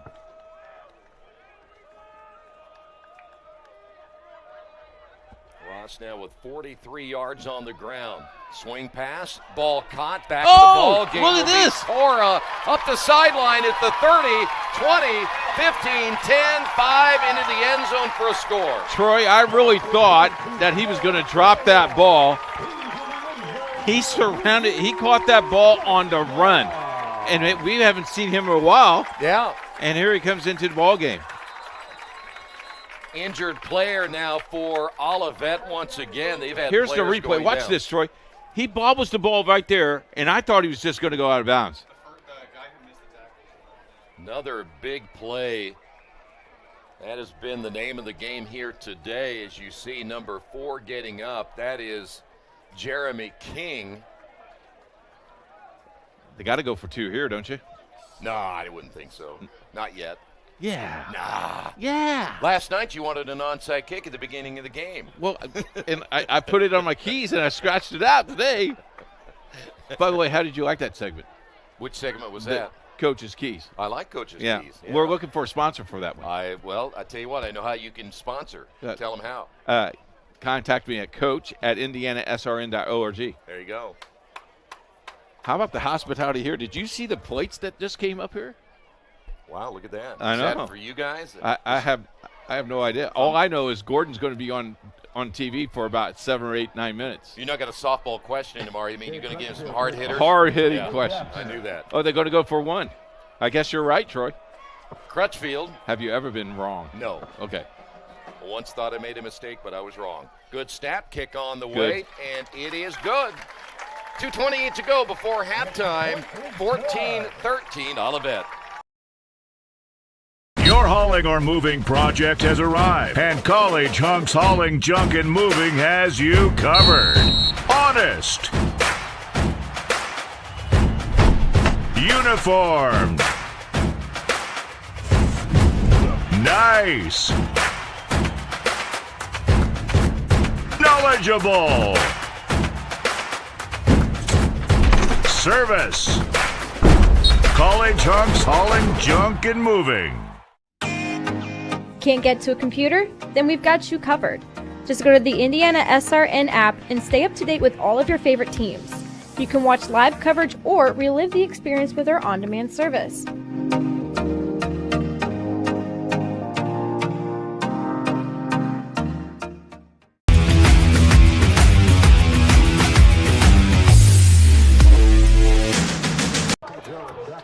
I got to come back. This is the best tunes. You like these? Oh, I love these tunes. This is your offering tune at church. All right, here we go. Olivet will get it back. Deep kick will sail into the end zone, and that'll be a touchback. So we'll see Faust in the offense. Tell you what, we have seen all the scoring plays have been big, long scoring strikes. Yeah, this is a big play game. We didn't expect this, though, did we? No. I mean, I thought that you're going to see some, but not every one of them so far. They definitely have grinded it a little bit, too. So they'll mark it down at the 25-yard line. Olivet still has 2:28 remaining before halftime. The defensive coordinator is still talking to the head linesman about the punt. Probably. I would, too. Were you sure about that? Yeah. Just remind him that you owe us one somewhere, right? All right, Faust. 4 receivers working even on each side. Hash mark to the left. Faust to throw. Ball caught 30. Out to the 35. That Grizzly defense swarming at the 35-yard line. Keon Johnson on the reception there for Olivet. That's going to be another first down. First down for the Comets. By the way, so far, Faust, 4 of 6 in the passing department, 75 yards. Out of the shotgun again. Finds a hole up the middle. Great read out to the 45, still on his feet. And finally driven out of bounds at the 47-yard line. He is strong. That's a great run. He was stiff-arming everybody all the way to the out of bounds. He's only a sophomore? Yeah. Wow. Take another look at that one. Huh? This is a great move right here. And look at that. I mean, you're running through that tackle. Wrap. He was not going down easy. And he still didn't go down. First down. Football again at the 47-yard line. 4 receivers to the near side before timeout is called by Franklin. That is something we had not seen. The quad set to the left, what we saw last night, that was brought up by our producer. What do you think about that? The quad set. Well, and Franklin wanted to make sure that they had that coverage taken care of, because you don't see that very often when you line it. In fact, not only did they have 4 receivers set on the left side, they had another coming out of the backfield, so they would add 4 blockers ahead if they just swung that pass out here on the near side. Mm. Keep Keep up to date. Every school, every sport on our website, heartlandconference.org. In fact, there's all kinds of soccer going on today. There's all kinds of volleyball. Cross country is underway across the league. Just everything happening now that the fall season is here. And 2 big games on the network tonight, too. At 6 o'clock, North Park and Manchester. And at 7 o'clock, DePaul and Rose-Hulman on HCAC.tv, IndianaSRN.org. So far, Olivet, 7 first downs, 204 yards on the ground. They're averaging 13.6 yards per carry here today. Olivet will have a more conventional setup right here. They'll try to run the football over the right side. Maybe a gain of 1. Not much there for Wright. Time is not a factor here. You still got plenty of time. 1:40 left in this first half. Already Olivet nearing 300 yards of total offense here in the first half. Under 90 seconds. 2nd down and 9. Faust rolling near side. Looking downfield and fires it out of bounds. That's good coverage downfield. I was watching Bullock staying with a receiver, and he stayed toe for toe with that guy, and that's why pretty much Faust had nowhere to go. And you also hear the communication up here. You heard both of them yell, weak side, strong side. It'll be 3rd down. So if I'm Olivet right now, Coach, I don't want to give Franklin the football back. So I think they go for it here. I think you've run the ball here. I think it's 2-down territory at this stage. Nope, you're going to throw the ball. Faust, plenty of time. Now he's going to tuck it under and run. And he gets hit at the line of scrimmage and goes down big time. Held on to the football too long.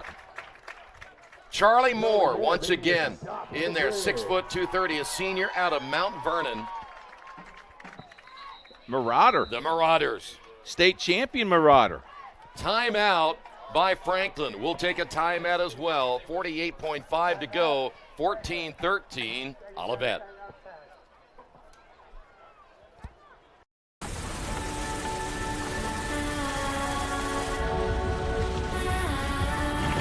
You're good at keeping the car clean.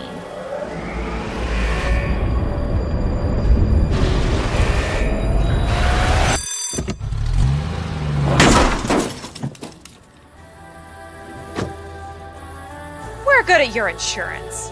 Start with Indiana Farm Bureau Insurance, online, over the phone, or in person, and stop knocking on wood. So I stopped in at Chick-fil-A for lunch and saw Officer Wilson come in. I decided to place a dine-in mobile order and have a cookie delivered to him just to show appreciation for his service for our community. A few minutes later, I noticed that Officer Wilson had gotten up and left, and I knew he hadn't gotten his cookie yet. And I'm headed to my car. I turn around and I see Allie, and she's running after me. Mr. Police Officer, Mr. Police Officer. Usually when someone yells, officer, officer, they want to ask me about a ticket they got. I absolutely wanted the cookie. This cookie's delicious. Coaches using their timeouts. You get a look at the Grizzlies right there as they're trying to get another stop. It'll be 4th down. You know who the most important person is at halftime for both of these teams? Who? The water guys. Make sure there's plenty. I guarantee you there is tons of water in the locker rooms. Yeah. Olivet will punt it away, so the Grizzlies will get the football back, perhaps for the final time. Spencer Wright is deep. Wright will let that one fall, and it will be down inside the 20-yard line. So looks like they're going to put it at about the 19. You're looking at 81 yards here for the Grizzlies, and they'll have to do it in just 41.2 seconds. You let it rip here? Or do you play conservative? I think you get the ball the second half. Yeah, I think I would play it. Unless something breaks for you, I'd just go ahead and run it out. Okay. Yeah. If I get a solid couple of big gains, maybe I go for it, but let's see what happens. We'll see. Ross will lead the offense back out, 14-23 today, 175 yards, couple of touchdowns. You like the new rule that the the teams can huddle until the officials set the ball, and then he puts the ball in play. Do you like that new college rule? Yeah. I think it gives you an extra timeout a little bit. Oh, yeah, a little more time. Yeah, I like it. Good for TV coverage for us. It is. By the way, congratulations. Well, they're going to kneel here. Yeah, they're just gonna take it into the locker room and let time run out here in the first half. I think sometimes when you think about what can I do in the last 30-plus seconds, sometimes you get a little bit too carried away, and if you throw the ball away and you get an interception or whatever, I think it's best maybe just to go into the locker room and then get everybody in there and get them some water and then just prepare for the second half. But, boy, we've seen now today, when you think about everything we have seen, all the plays have been big scoring plays, 78 yards, 77 yards, 51 yards, and 54 yards. You generally don't see your first four scores all big plays like that. Yeah, 13 is the score at halftime. Gordon Cox will be joining us here at halftime, and we'll do it. Okay, we'll take a timeout. Halftime here, Franklin College Football, HCAC.TV, 14-13 Olivet. Keith Myers, Vice President of IndianaSRN. Thanks for joining us. Do you know IndianaSRN broadcasts 350 games a year? All sorts of sports? Yeah, we do. Hard to believe, isn't it? IndianaSRN loves to put student athletes first on our website. If you're a business out there, we probably could help you too. Contact us at coach@indianasrn.org. Grandma from out of state thanks you. Mom and Dad who can't get to the game thanks you as well. In fact, our athletes watch the games over and over again. Our military has enjoyed the games as well. So sit back and enjoy the game. It's IndianaSRN.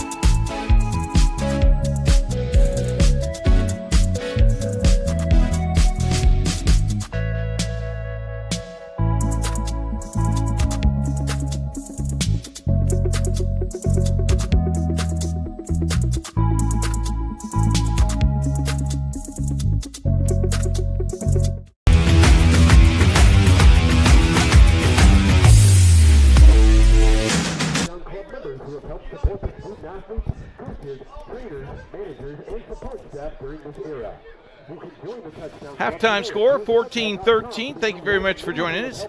Joining us now is Gordon Cox from the Touchdown Club. Guy, it's in charge of everything. You're in charge of the program. I noticed that you had us with a police escort getting us into our car, into the parking lot. You guys started early this morning. Yeah, I got here about 7:30, I think. I just like to get here and get everything organized. Talk a little bit about the Touchdown Club and what you guys do for Franklin College. We are the primary booster club for the football program. We were founded about 97 or 98 and run by a board of mostly alumni. Coach Leonard is the only non-Franklin alumni. We were forced to take him. And our biggest thing is our tailgate. We like to provide a great home tailgate atmosphere. It's great for recruiting, not only for the sports, but for general students who come here. And we had a pretty good national reputation for our tailgating. Yeah, you guys have won a couple of awards, haven't you? Yeah, I think so. A while back, ESPN we got some kind of award back in the day. But we feed about 1,000 people on big games, opening day and homecoming, and bunch of labor of love too, right? Yes, it is. Not only that, but the program, and you help us out with IndianaSRN. When we came on board, you immediately was one of the people that contacted us and said whatever you need to help us on game day, you would do that. And I think this is going to be a long-term relationship. Game one, we've been doing HCAC, but this has been a lot of fun, and today has been a lot of fun. I cannot tell you how many people have texted me and say, hey, we're watching or we're listening. It's a lot of fun, and we want to take our hats off to you guys for the hospitality today. Well, you guys do an awesome job, and you help to make this, we have a kind of a saying that we like to provide a Division I type program at a D3 school. And you guys help to do that. You guys are big-time professional, and we love to have you here, and we're looking forward to the future. And next week, we're back next week, too. Yes, sir. Another home game. Yes, sir. In fact, the 5 home games, IndianaSRN will be here. Talk a little bit. You talked to us this morning when we were in line about it starts like at 9 o'clock, but there is preparation all week long. Talk about how many people coordinate to get this thing going. Well, I don't know that I can put a number on it, but it is a week-long. There's, food ordering, figuring out how many people you're going to have. The parents participate in our tailgate. They bring all of our sides and casseroles and desserts and that kind of thing. We do all the meats. So, like I say, I have a great board of 7 or 8 people. We try to integrate guys that are 30 years old that are former players, and we've got guys that are football alums going back to the 60s and 70s.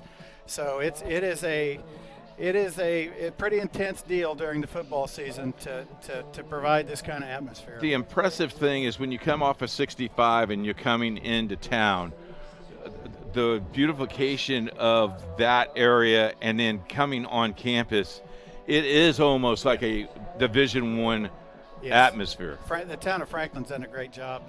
Downtown Franklin is revived. It's beautiful.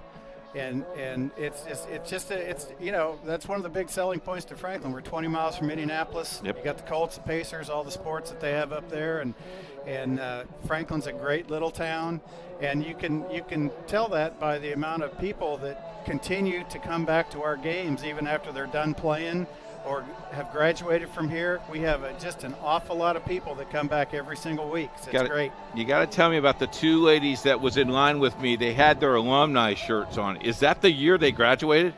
You usually see more of that at homecoming. Okay. We had a special presentation this morning for a former gentleman we called the Greatest Grizzly, John Karate, who passed away during COVID. And we had a little celebration back on the hill where they family planted a tree. And so we had an awful lot of people from John's era come back to be a part of that. So they said they don't miss a Franklin game. No. We have some diehards, trust me. We have someone that worked for us that I know you knew. Steve McClure was one of our voices of IndianaSRN. Yes. Was probably 5-6 years before we got here. Said, I'm working the groundwork. Groundwork. I know Steve's up in heaven watching this, and Sylvia is still touch space with us. But when you have good people in this organization, they just seem like they're lifers, and that's the cool thing. Yeah, Steve was the best, and not only just here, but all Johnson County athletics. He was everywhere. Well, and he knew every kid. Yes, absolutely. So what's on your docket next week? We're having steaks, or are we going to have hamburgers and hot dogs again? Well, it all depends on how our donations work today. Okay. But we usually go the brat hamburger staple. I'm good with that. We'll probably have some chicken next week.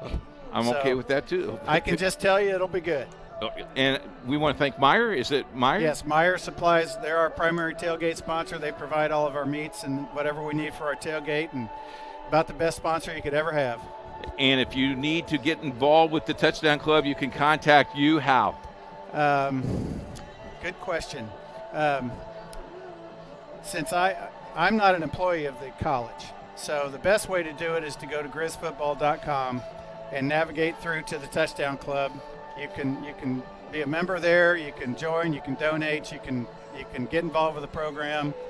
That's the best way to do it. And freshman parents, you need to get involved in this program. That's right. You really do. That's All right, we're going to take a break. When we come back, I don't know what we have after this, but thank you, Gordon. Thank you, sir. Appreciate it. I'm going to go eat. It's halftime. Every person has a story waiting to be told. Mr. Jack comes in every Monday. Yeah, that's right. One day I noticed his hat said he was a Korean War veteran. I asked him if he'd ever been to the Korean War Memorial. No, I never had a chance to go. That was the day I knew we had to do whatever it took to get him there. Manny made it happen. I got to go to Washington, D.C. to all the memorials. The World War II Memorial, Naval Memorial, Korean War Memorial. Took all kind of pictures and everything, and it was a good trip, too. I'm glad that I could be a part of Mr. Jack's story.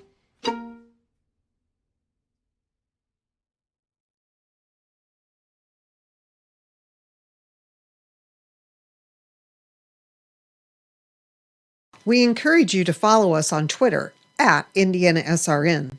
Find upcoming games, video highlights, and much more. Follow us now at IndianaSRN. We encourage you to follow us on Twitter at IndianaSRN. Find upcoming games, video highlights, and much more. Follow us now at IndianaSRN.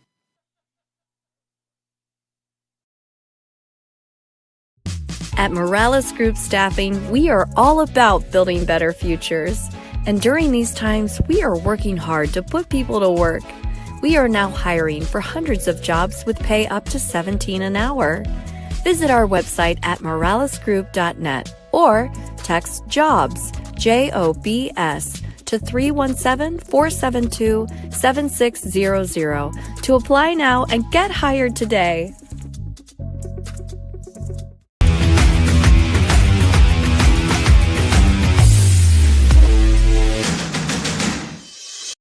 We encourage you to follow us on Twitter at IndianaSRN. Find upcoming games, video highlights, and much more. Follow us now at IndianaSRN.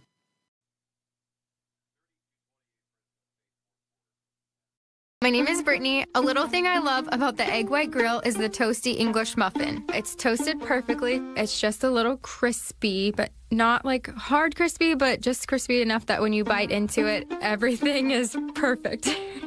My name is Curtis, and I love the egg white grill because the egg itself, it's like soft and fluffy, like a pillow. I wouldn't eat my pillow, but I'd eat the Chick-fil-A breakfast egg white sandwich for sure. They say nice guys don't finish first. So maybe it's time to reconsider what it means to be first. It's about being your best, but knowing you could be even better. It's being present, but respectful of history. You sure you want to make that move? It's donating something more valuable than money.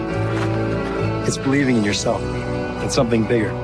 It's coming from different families, but treating each other like brothers. It's not just being a man, it's being a Mason. Back once again here at Franklin College. We're at halftime. Still a few minutes remaining before we begin the second half of play. Let me give you the team stats in the first half. First downs, Franklin with 14, Olivet with 7. In the rushing yards department, it was all Olivet. 204 yards, 61 for Franklin in the first half. The big number there, 12 yards per carry. Those big runs certainly helping for Olivet in the first half. In the receiving area, 75 yards passing for Olivet in the first half, 175 for Franklin. And in total offense, 279 yards for Olivet, 236 yards in the first half for Franklin. Individually, let's start first off with Olivet. Faust was 4 of 7 for 75 yards in the first half. In the rushing department, it was Faust with 102 yards on 8 carries. He had a score in the first half. Wright, 3 carries, 78 yards and a touchdown.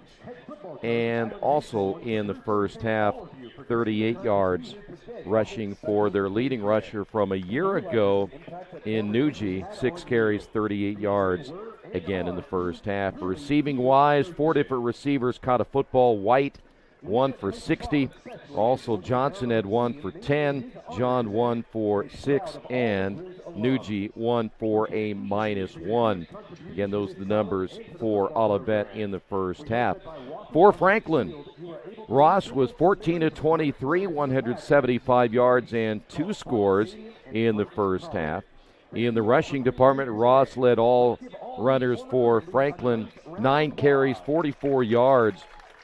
Cora finished with 5 carries for 23 yards, and Jennings had 5 carries for 30.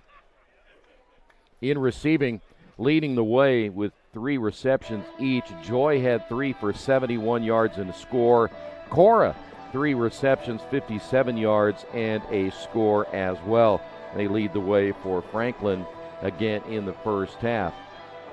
Here's how the scoring went in the first half as well. As Olivet got on the board at 13:31, it was Faust on that 78-yard touchdown run. The extra point was good. That made it 7-0. 3 plays, 86 yards in just a minute and 23 seconds. And then Olivet comes back again. It is Wright with the touchdown, 77 yards. The extra point is good. It was just the one play, 77 yards, took just 12 seconds, and just like that, it was 14-0, Olivet with the lead. And then in the closing moments of the first quarter, Kai Ross threw a touchdown to Malachi Joy, 51 yards. Big play there for Franklin. The extra point was no good. That made it 14-6, and the only score in the second quarter came with 2:28 remaining when it was Ross completing the pass to Garrett Cora. He went 54 yards. The extra point was good, and that's where we stand at the half at 14-13. Next week, we'll be back here once again. Franklin, 2 straight home games, and then of course, we'll have 2 more games, as we mentioned, coming up later today. We'll have North Park at Manchester and DePauw at Rose-Hulman. That DePauw-Rose-Hulman will be an excellent game coming up later tonight. Again, both games right here on HCAC TV, powered by IndianaSRN.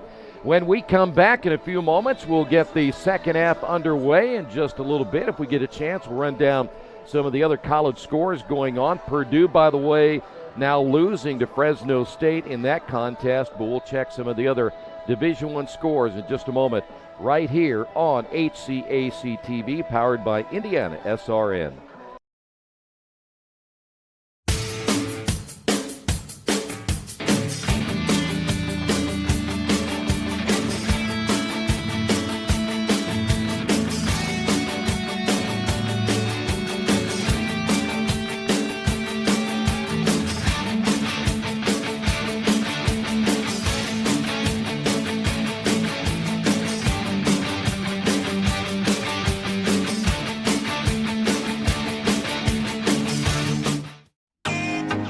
Can't get to a computer? Then we've got you covered.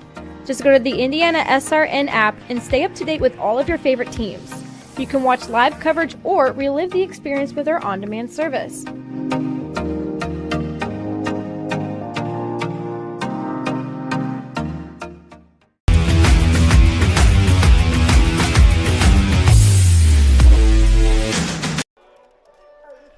Get you updated on some of the top 25 college football scores today. Number 2, Michigan shutting out East Carolina in the fourth quarter, 30-0.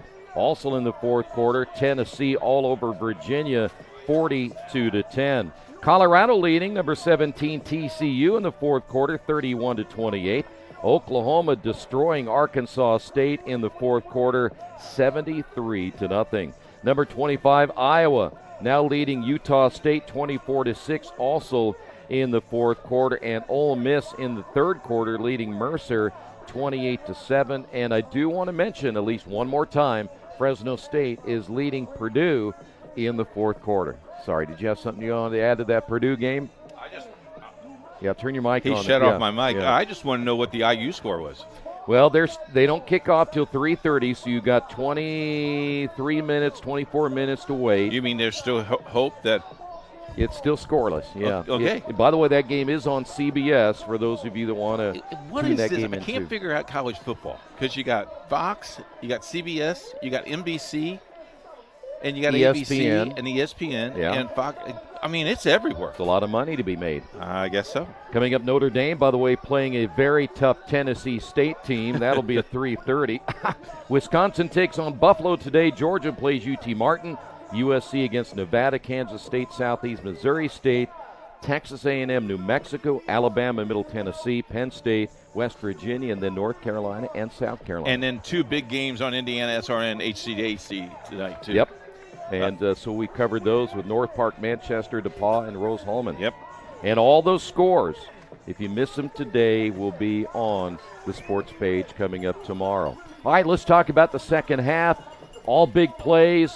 Franklin fell down 14-0. They have bounced back and have made it a ball game, but now they got to come out, take advantage of mistakes. And because a lot of times, I mean, you think of the one big drive they had, they got down into the red zone, got the holding penalty, the bad snap, and the next thing you know, they got nothing. The good thing, though, the really good thing is they get the ball starting the second half. That could be a big deal. Want to remind you, the Commissioner's Cup is a rotating trophy awarded to the institution that garners the most overall all sports points during the year. Want to say congratulations to Rose-Hulman, the winner of the 2022-23 season, and want to make sure you keep up to date on all of these scores and sports news in the conference, heartlandconference.org. Every school, every sport. We mentioned earlier that you have men's and women's soccer going on today, volleyball action, cross country going on, just everything happening, and field hockey beginning their season as well. So all the sports scores and information, again, on heartlandconference.org. You can also follow along today on live scoring. Go to franklingrizzlies.com. They'll have all the updated stats as we go and the final stats when we are done as well. So let's talk about keys to the second half. We mentioned Olivet got off to that fast start, and then they tried a couple of big hitters too and did not get what they were looking for there, but they were able to run the football. Do you expect them to run it even more in the second half? Yeah, I think they've done a pretty good job moving the chains. We look at the keys that we had. The good start, gave up the big play, gave up 2 big plays, but I think the key now is ball control and see what's going to happen, and it's going to be an interesting second half. I tell you this, though, we started at 1:30. It's just now 3 o'clock. Last year, our average halftime was at 3:35, so we're improving a little bit that way. A long game college football is. Well, that just means you jinxed it for the second half. So Olivet a little late coming out as the clock is at 15. So wouldn't you wait? I mean, if you're in that nice, cool air conditioning room, wouldn't you wait a little bit? You know, that's a really good question, and I often think about that as a player, the ups and downs. First off, like when it's cold, you go in, you get warm, you got to come back out of the cold. I'm not so sure. Sometimes I just wouldn't stay consistent. I know I got to go into the locker room for a little bit, but I guess I'd just rather stay hot as long as I'm going to be out here and then worry about it later because I don't have to readapt myself. Does that make any sense? So then when we go home in the Uber driver, you going to roll down the windows or are you just going to let the air condition? I'll roll down the windows. You will? Yeah. Okay. Because I'm tough. By the way, did our Uber driver, best Uber driver in the state of Indiana? Yeah. If you leave her alone, she would have gotten here even a little sooner, but you kept trying to tell her to go this way, go that way. Who's driving that car, her or you? Well, I wanted to follow the police escort. Unfortunately, you know, the thing is, a lot of people think we got a police escort. Really, they were looking for you. They weren't looking for the escort. So they still are looking for me. They are. In Twin Lakes. All right, here we go. Second half ready to get underway. Football teed up at the 35-yard line. Be a shorter kick and will be a return inside the 5-yard line. Good running room, 25-30 out to the 35, 38-yard line. Nice return. That's Derek Thompson on the return there for the Grizzlies. So good field position to begin this third quarter. I'll let you know when your Boilermakers end up losing here this afternoon because I don't want you to miss that action. Thank you. By the way, I did tell you Michigan's winning, right? All right, first down and 10. Football at the 38-yard line. Trips to the near side. Kai Ross, 175 yards in the first half. Last year, 381 yards through the air. They'll begin it by running the football near side. That'll be Jennings. Nice carry. He'll get to the 46. Jennings came off the bench in the second quarter and did some productive work. He did, and the thing is, Core comes back in and scores that touchdown. Yes, sir. But Jennings will get the start to begin the third quarter. Lone receiver near side, that's Dylan McKinney. Last year had 24 receptions. Ross has 2 receivers to the left. It'll be the run again by Jennings. Starts to the outside, the cutback, and he might get a yard.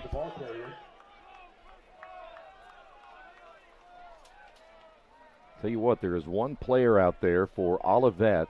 Third down for the grid from their own 47-yard line. Garrett Shoemaker. I believe that's Garrett Shoemaker, number 47. If it's not, they have a 47 on there. We do not know who he is on the roster, but he has already been named to the all-hair team. Okay. Well, that's early. It is first very game early. Of the year. Yeah. Are you kidding me? Third down and a yard. Handoff. It should be close. That's going to be Jennings, and we had a scrum right there at the line of scrimmage. But I think he might have gotten it. Well, I tell you what, this head linesman here, the anticipation, I mean, coach is like, first down, and then he goes, okay, coach. Always make sure, right? Yes, sir. Well, you don't want to call first down and all of a sudden the ball loses. Yeah. Spencer Wright, one of 2 receivers, split wide to the left. Jennings will stay in as the setback.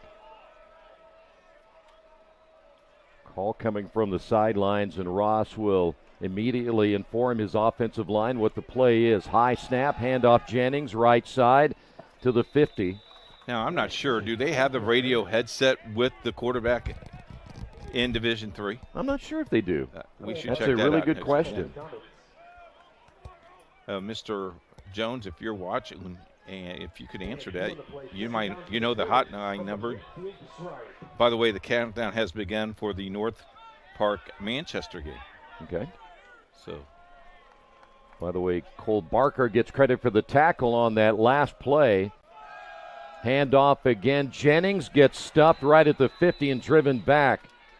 Those guys up front really hitting hard now for Olivet, and unfortunately Jennings goes down. Cora set to come in, and boy, Jennings got hit really hard and driven back, and the way that it looks right now, he's going to have to work on that left knee. We're going to take a timeout here in the third quarter. Still 14-13 Olivet.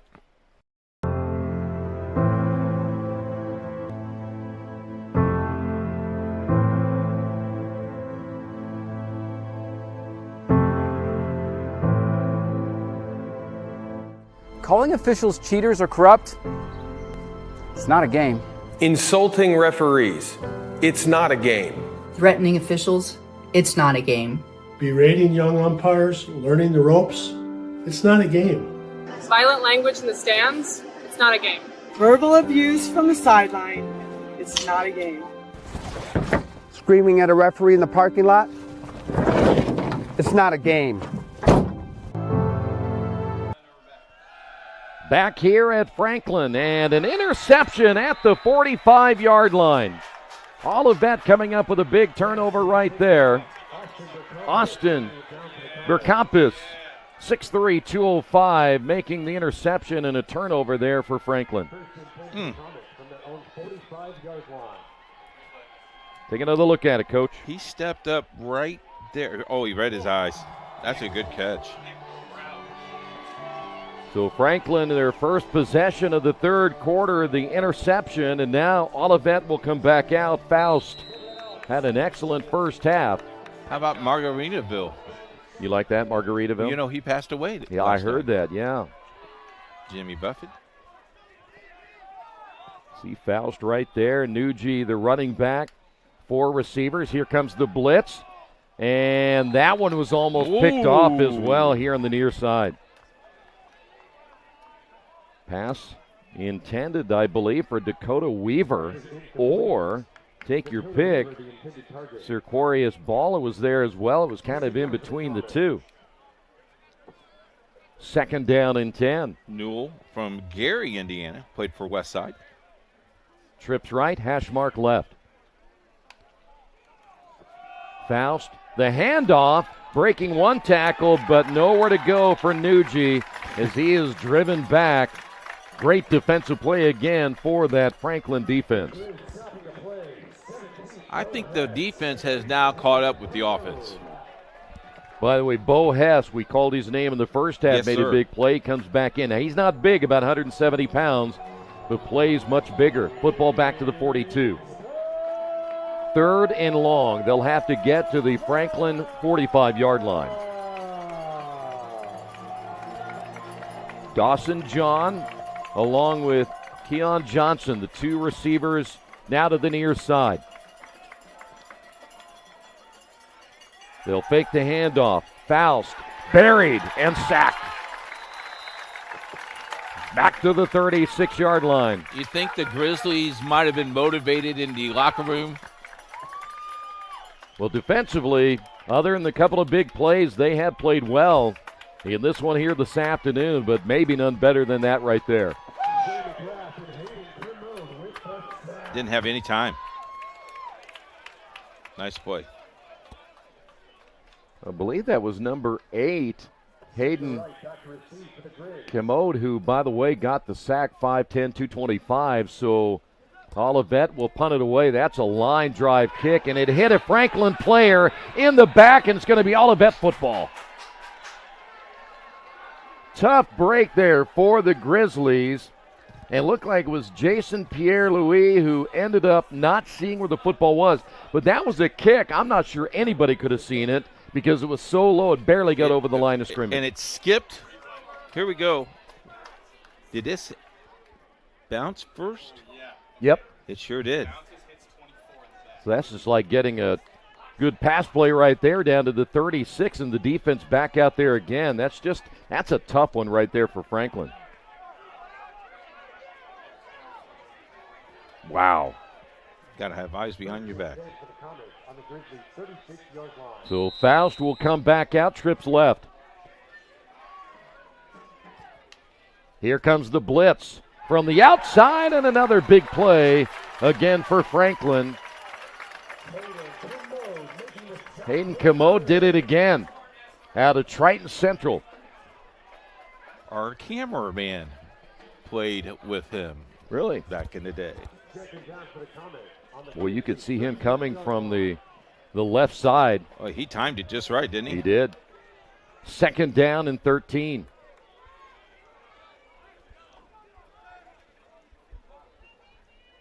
Faust to work with 2 receivers to the short side of the field. 2 receivers now to the near side. Looks to throw. Ball caught, 34-yard line, and driven out of bounds on the far side. That's Dakota Weaver.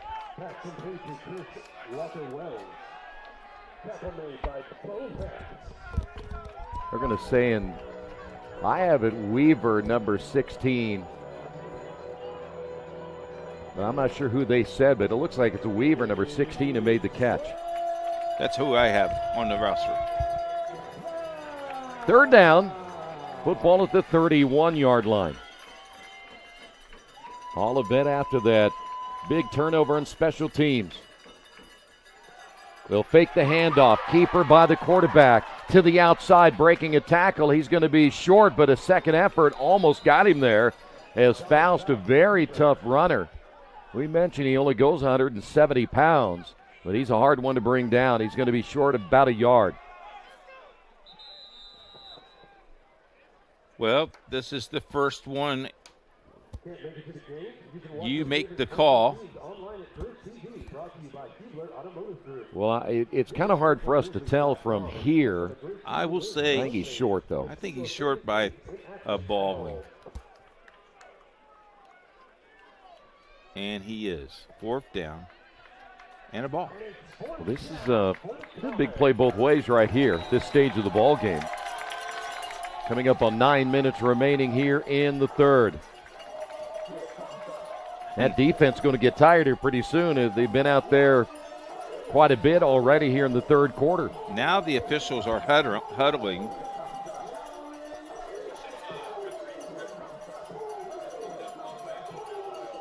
Let's see if we can read lips. I can't.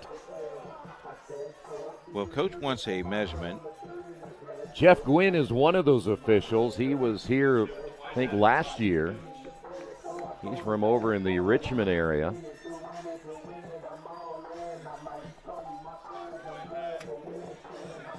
So now we wait and see if... I think we got it settled. Well, it is fourth down. Faust has been big here today. Talk about his ability to run the football as being really the killer in a lot of ways. 106 yards for the quarterback, and he's going to keep it himself over the right side, and he gets stopped. No gain, maybe even lose a yard, and Olivet comes up empty. How about that defense I tell you for what, Franklin? Nice job. You think they're excited? Well, they ought to be. Great They stop. smelled that out quickly. They did. So now the offense Look at this. Gets it back. I tell you what, they just stood him up and 3 or 4 guys just hit him. Nice play. First down, football at the 28-yard line.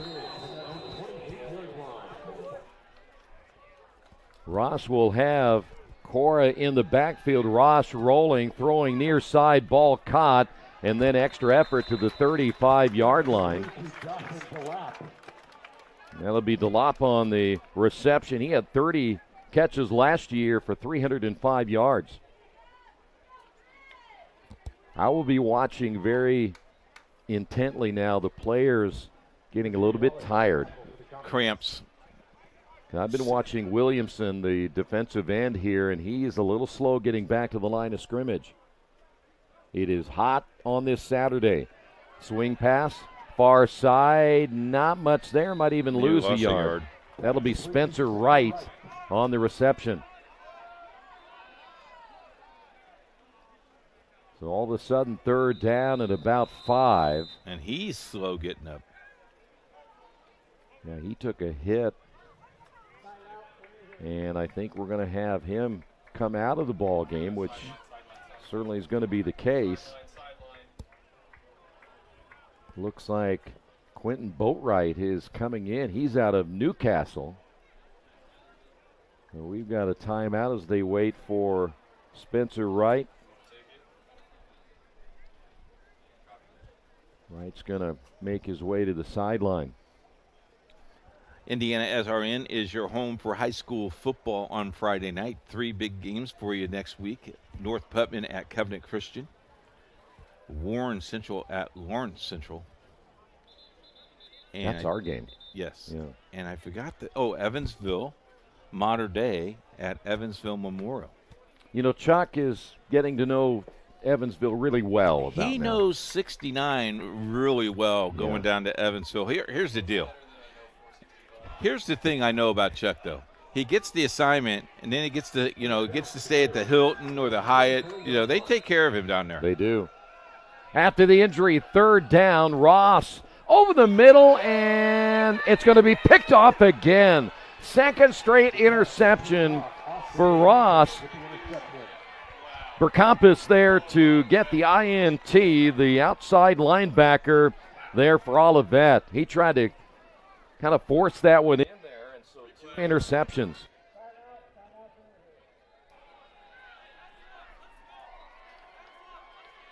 Injured player also for Olivet.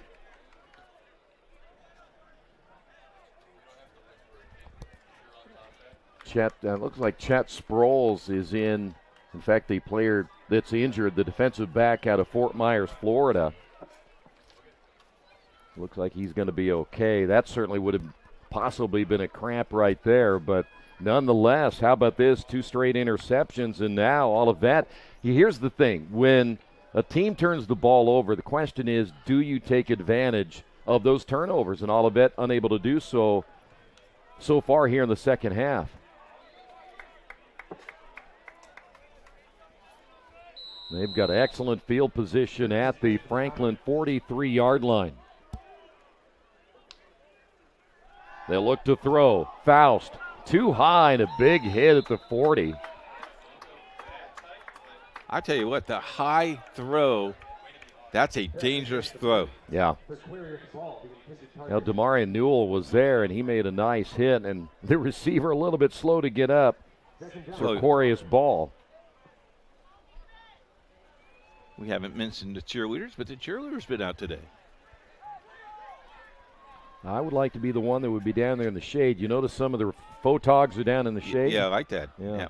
Second down and 10. They'll throw again. Looking left is Faust, and now he's going to run it himself. Tripped up, and he got to the 40. You know, last year my duties were sideline reporter, and I always tried to find the shade or the water cooler.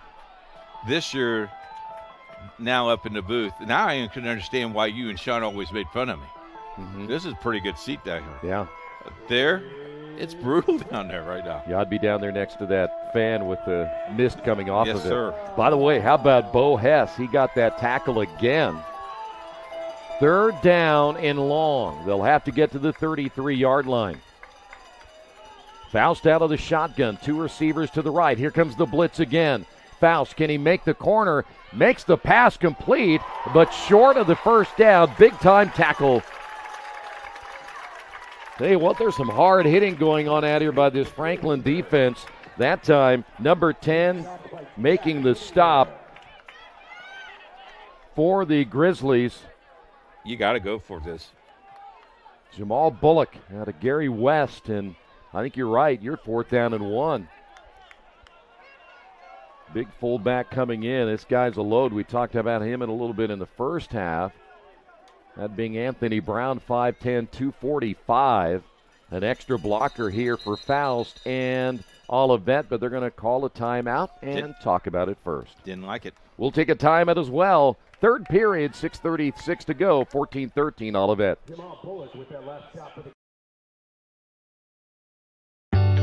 From warehousing to transportation and everything in between, Piper Logistics does it all.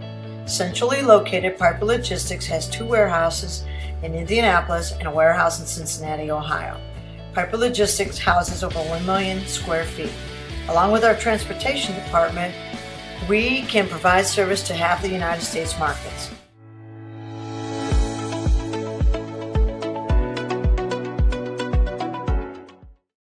We encourage you to subscribe to our YouTube channel, IndianaSRN. Hit the bell to get notifications for upcoming games and more. Watch as many games as you want, as many times as you want.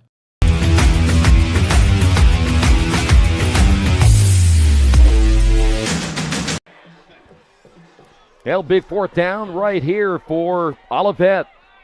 Coming up with another big interception, but they have not been able to turn it into points so far here in the third quarter. They'll run the football, and not much there. He ran into his own offensive lineman. That was right on the carry, and he might have got the first down if he could have bounced to the outside, but he ran right into one of his offensive linemen. Wow. He ran into number 64. And, of course, I don't have a 64 on my roster. No, a 69, excuse me. Andrew Eligan, senior, 275 pounds. He just bounced right off of him. I would, too. It's been an odd third quarter. A couple of interceptions, and Olivet hasn't done anything with it yet. And we're under about 6:20 left in the third quarter. Trips near side. Ross trying to bounce back. Flushed out of the pocket. He'll roll and then falls down right at about the line of scrimmage trying to make that cut back upfield. Now, you're going to think I'm silly. Another player down. On a hot day like this ground could be very slick.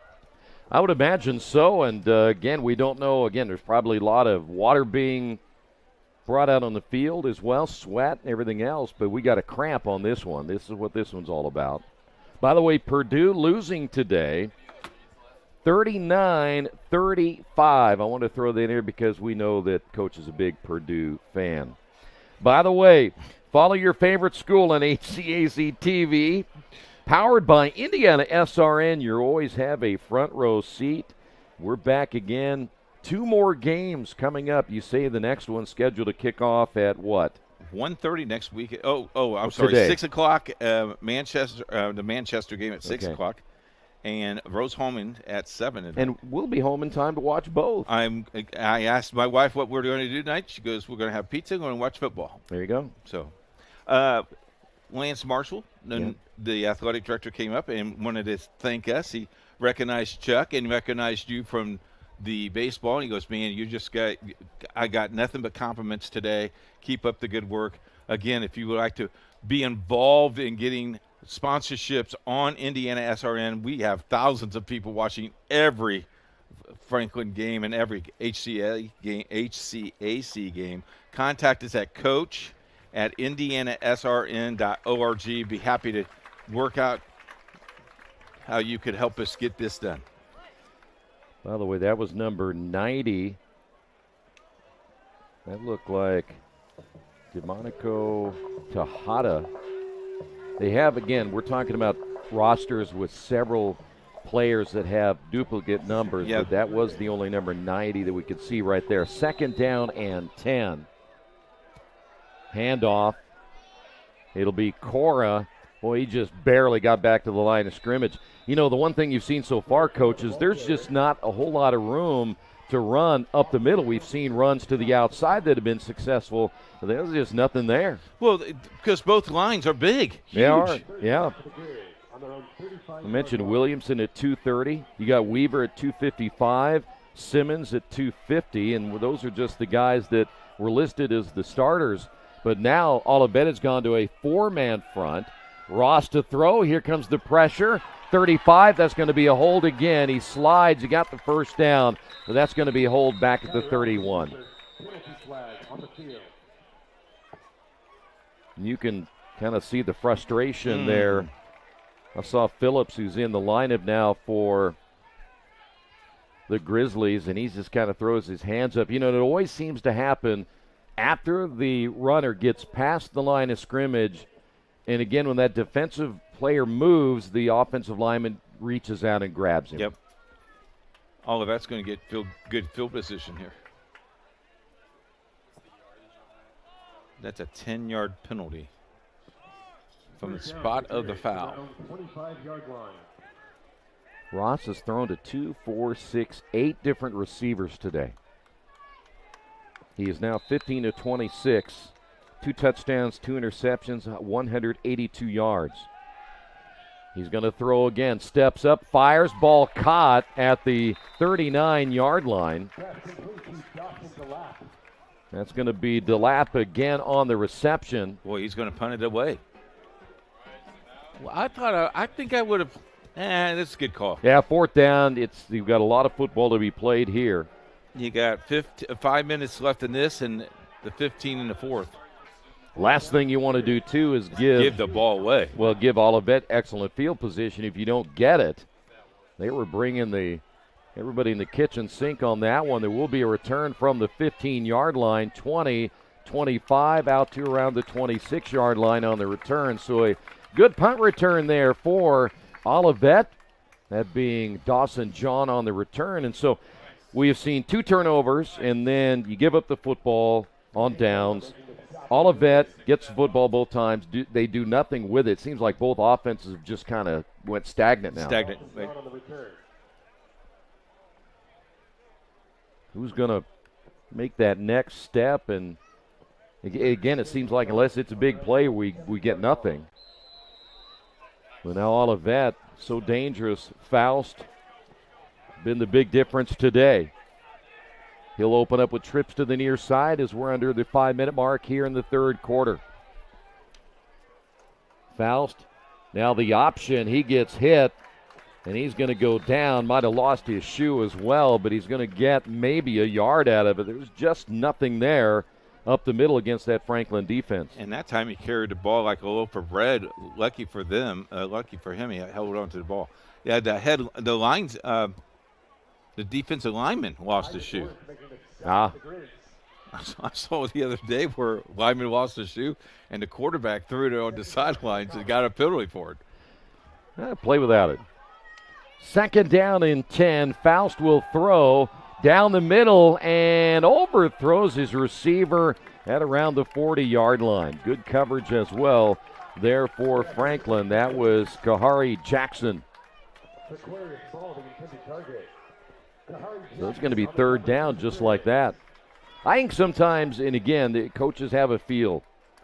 But sometimes you go for the long ball so many times, and if you could pick up 7 or 8 yards, make 3rd down manageable. 3rd down now is not manageable. You're 3rd and long. You got to get to the 37. Trips over here. Yep. And all single coverage as well. They're going to swing it out on the near side, get blockers ahead, and will they get the 1st down? It's going to be close. Right. Got really close, and I think they ended up getting the 1st down. They did. They like that play because they get blockers out in front. Once that ball is thrown, once he catches it, go, and then you block. If you make contact before he catches that ball, that's offensive pass interference. So very well executed by Olivet. So 1st down. Here comes the blitz from the outside. The throw almost picked off and almost intercepted. Oh, my. How about Kahari Jackson? He had 6 on the board right there, but if he doesn't make the interception, you had White. If he catches it, he's clear. 6. Well, that is just within inches. That was the 1st down that they picked up moments ago. Boy, Olivet's got to feel at some point when they're going to catch a break. Trips to the far side. Here's the option. Faust the pitch, ball loose, and it's going to be whose football? A scrum. Franklin, of course, says they have it. Now they got to uncover all the bodies as Olivet got careless with the football. This will be big for Franklin. I always think about players tell you what's going on at the bottom of that pile, and there's some nasty stuff that can be going on down there. Franklin comes up with it. Oh! Referee just got hit right in the jaw accidentally. That's going to be number 53, Keegan O'Neill, out of Wabash, there to recover the football. Look at him. He's excited. Well, he should be because he's at the bottom of that pile trying to get a loose football right there for the Grizzlies. Yeah, I talked to a couple of people who played football, and he said you do not want to be on the bottom of that pile. No. It is not kind. By the way, Jennings back in. Franklin will have it at the 32-yard line of Olivet. It's been kind of a strange 3rd quarter. Looking to throw is Ross. Downfield, has a man wide open inside the 10. Ball's caught at the 5, and touchdown, Franklin College. I think, Troy, they ran that play in the first half, and it wasn't there. He went right to the end flag and then cut it in. Nice throw, but more, watch it. He's going right to the pylon. Here's the move right here. I like this move. That's Malachi Joy, by the way, his 2nd touchdown of the day. Now do you go for 2? No. Okay. But you might. I think you would. I think you like the onside kicks. You would like, in fact, if they... Look, what? See? All right. Tell me. And the bad snap, and that's why you don't go for 2 right there. Okay. The extra point attempt, or the 2, is no good. 3 minutes remaining, 19-14 Grizzlies.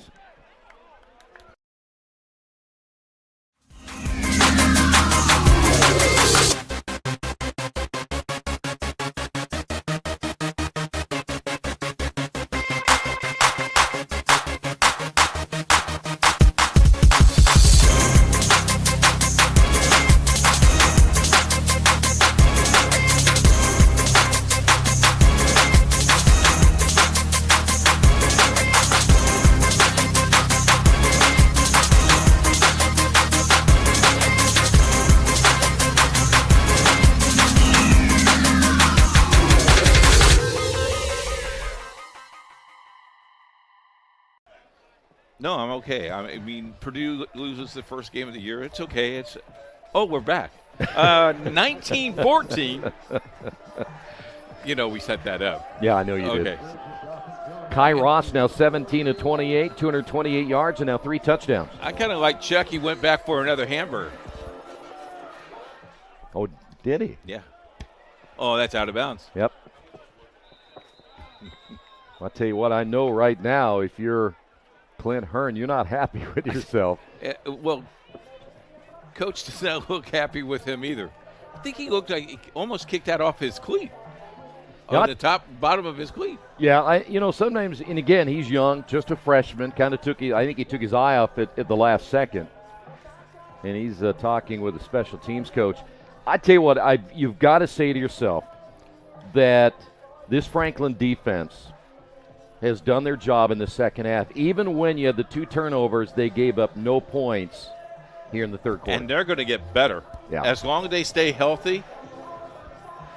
I think we're seeing a contender here for the Heartland Conference Championship. Well, I think they'll be in it. We're talking about they were picked 4th. Yes. And with a couple of breaks here or there, and that offense can produce, I think they'll be okay. Football at the 35. Keeper by the quarterback around the right end. 45, 50, and he's going to score unless they can catch him. Here goes Faust again at the 10, the 5 touchdown. 65 yards, and Faust his second big run of the ball game. We just talked about the defense and their containment. This time they let him get to the outside. Wow. This is a design play too. Well, watch this. Once you get, there's your block right there. Yep. That was a clean block too. That was hands in. Yep. Once Kahari Jackson got pushed to the outside and the runner cut back to the inside, that was all she wrote. Well, we'll go back to 20-19.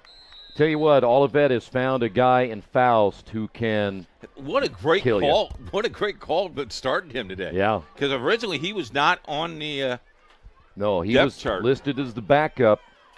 So now they will go for 2. Faust is going to keep it himself. Hit it well, got to the line, and he gets in for the 2-point conversion. And this game changed very quickly. After the touchdown by Franklin, and now the big run by Faust. An injured player now down for Franklin, but we'll take a timeout. 2:48 to go here in the third. Olivet leads it by 3.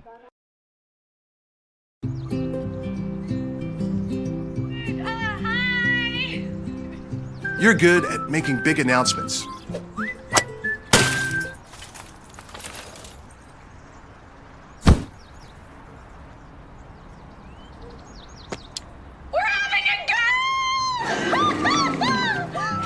We're good at your insurance.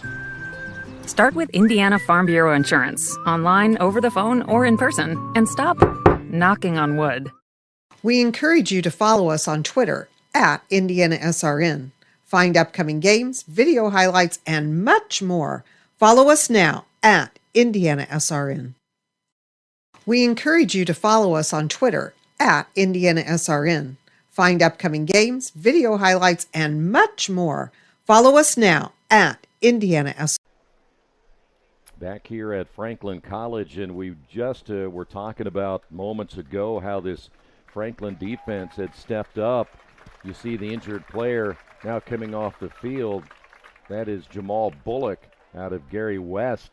But the containment to the outside is the big thing. You want to keep a player like Faust between the tackles if you can. Thing is, if you rush him with those defensive ends and you get too far upfield, he can get by you. He's got that little juke move that he's done really well here. But that was credit, too, that you had those blockers on the outside. That was really a big key. What set that up, though, to be honest with you, is the ball getting kicked out of bounds. Yeah. It was a pretty short, ball got started at the 35-yard line. Well, again, we're looking at a ball game where other than really every play's been a big play. You just don't see it that much in football. But we've had nothing but big striking plays today. And Franklin's going to have pretty good field position right here. On the return across the 30.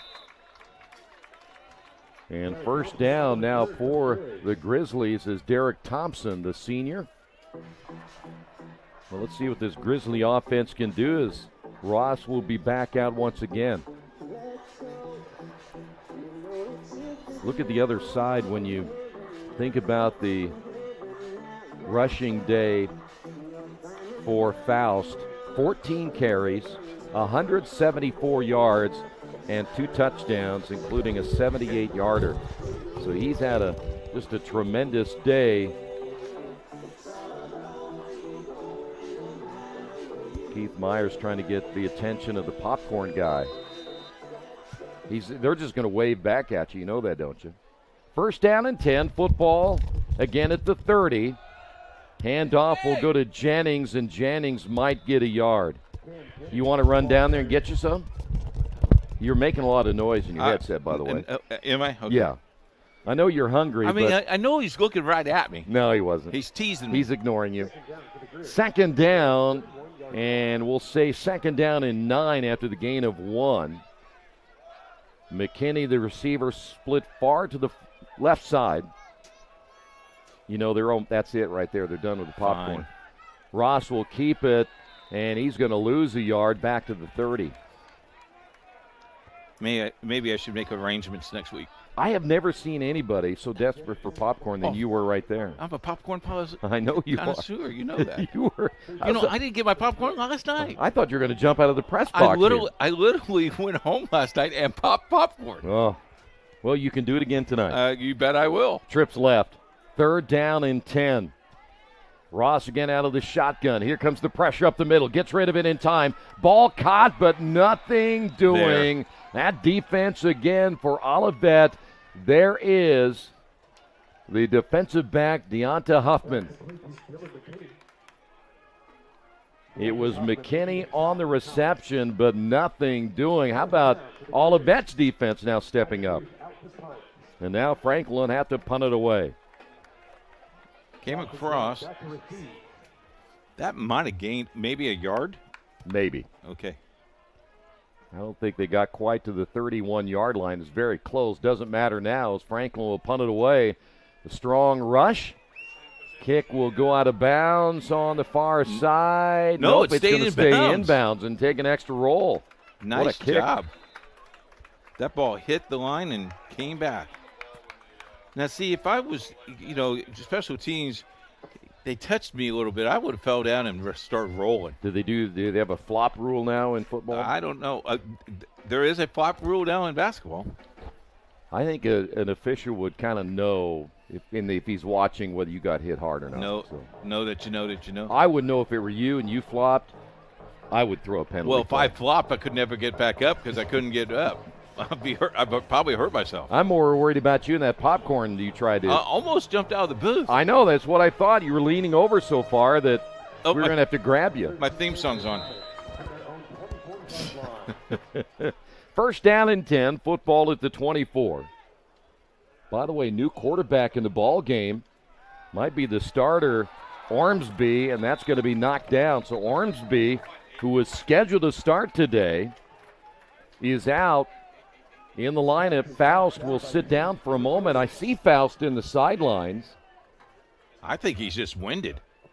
I would be 274-yard day and as warm as it is. Last year, Ormsby, 1,518 yards, 12 touchdowns, and 11 interceptions. Now, this kind of changes the game plan right here if you're this Franklin defense. Ormsby to throw. Good arm to the sideline. Ball's going to be caught, first down, and more. Great catch by Ball. Nice throw, too. Ormsby last year I mentioned, he is out of Fort Wayne. Had 11 interceptions, but he's a big kid. He goes 6'3", 235. We saw him warm up, and he looked pretty good. Yeah, and that's why there was no thought of him not starting today. Trips left. And here comes the rush. Oh, you got to wrap him. Yep, Ormsby gets away and gets yardage out of that one. He was down for a possible sack. And it looked like it was number 8, Hayden Commode, who had him wrapped up but just didn't bring him down. Well, we talked about his girth right there. Showed you that. Look at this. I mean, he hit him solid. That's going to do it for period number 3.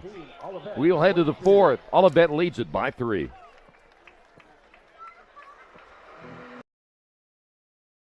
Your hauling or moving project has arrived, and College Hunks Hauling, Junk, and Moving has you covered. Honest. Uniformed. Nice. Knowledgeable. Service. College Hunks Hauling, Junk, and Moving. Can't get to a computer? Then we've got you covered. Just go to the IndianaSRN app and stay up to date with all of your favorite teams. You can watch live coverage or relive the experience with our on-demand service.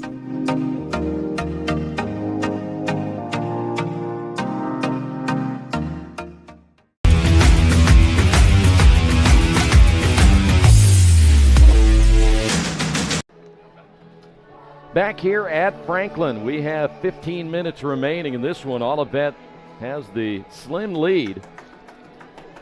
Yes. I want to say thank you to our production team. They got here. They have worked very, very hard. Chuck and Daniel, thank you very much for your hard effort, guys. Let's have a good fourth quarter. Comets football at the Franklin 49-yard line. Ormsby stays in at quarterback. Has time, throws over the middle. Ball's going to be caught. It'll be a first down. I like his throws. Yeah, he's got time. That's ball again. Little bit of a tap dance, though. Owen Ogle coming back in for Franklin. So this Franklin defense, as we said, now they got to make some adjustments because this is a quarterback, probably has a better arm, yes, but he will not run as much. But he's a big guy to get down. He is. First down. Olivet trying to pull off a road win here today. Handoff flag is down around the left side. On the carry is Nuji, but I think we're going to bring it back. 2 flags are down, actually. One at about the 42 and the other one back here at the 47. I think you got an illegal shift. Daniel Nuji, the ball carrier. Penalty marker on the field. Crowd here today and during a warm day. At least we have a little bit of cloud cover now that's kind of helping. Oh, they called defense offside. Yeah. You know what is a little confusing about the penalty flag on this side? Well, you mirror the other flag. Yeah, I understand that, but he threw it way back that way. Is it because he didn't want to hit anybody? Why didn't he just throw it that way? I want you to check that out when you get a chance. I'll do that. I'll check that in my book. Football at the 36. First down here for Olivet. Quick snap. Ormsby near side, ball caught 35 and then driven out of bounds. That'll be White on the reception. Good job defensively by Demarion Newell. You know, we've worked together now the last, 3 years. We should write a book about our about our travels. We should. Because we've done some wild things. Football at the 35. Could be a bestseller. Well, the coach's keys is the biggest part. Really big. Yep. Ormsby again out of the shotgun. Looking left over the middle now, and that's a zinger, and we've got some extracurricular activity back at the 50. A little bit of WWE. Oh, I tell you what, you've got to be careful right there. Shea McGrath just took the arm of the official and shoved it away, and that's going to have him come out of the ball game. You cannot do that. I tell you, he's lucky he didn't get an unsportsmanlike conduct penalty. I understand your emotions are running a little bit high, but the coach right there, you cannot do that. You get in, it's a close game. You get in a game where it's going to cost you 15 yards. I think that's great officiating in an aspect that the official knows the situation in the game. It'll be third down. Ormsby once again looks to throw, has time, finds his man, gets a first down. Going immediately down onto the turf will be White, but he knew he had the first down. They're taking some time off the clock. Well, they get a score here, and you think they'll put another at least 7 on the board. You're talking about a 10-point lead, then that offense for Franklin's going to have to get to work again. Ormsby now 4 of 6 for 39 yards. They need a turnover right now. Football at the 29. Ormsby once again pumps, now throws to the end zone, 1-on-1 coverage, but it's too far for the intended receiver, Briggs. He had her hurdle over the rope. That could hurt you. It could. Andre Harlan on the coverage to Griggs. You know, sometimes you get that one-on-one coverage unless that receiver can get a step or two on the defensive back. That's a hard, that's a hard pass to make. So now 2nd down and 10.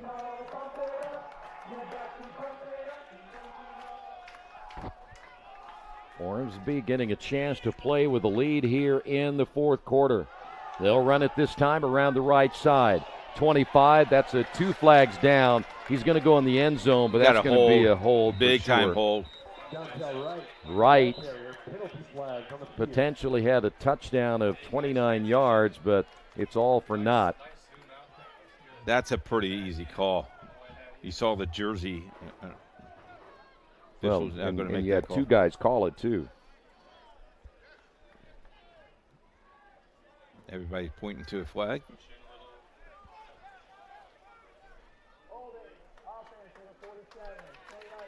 They got Shoemaker.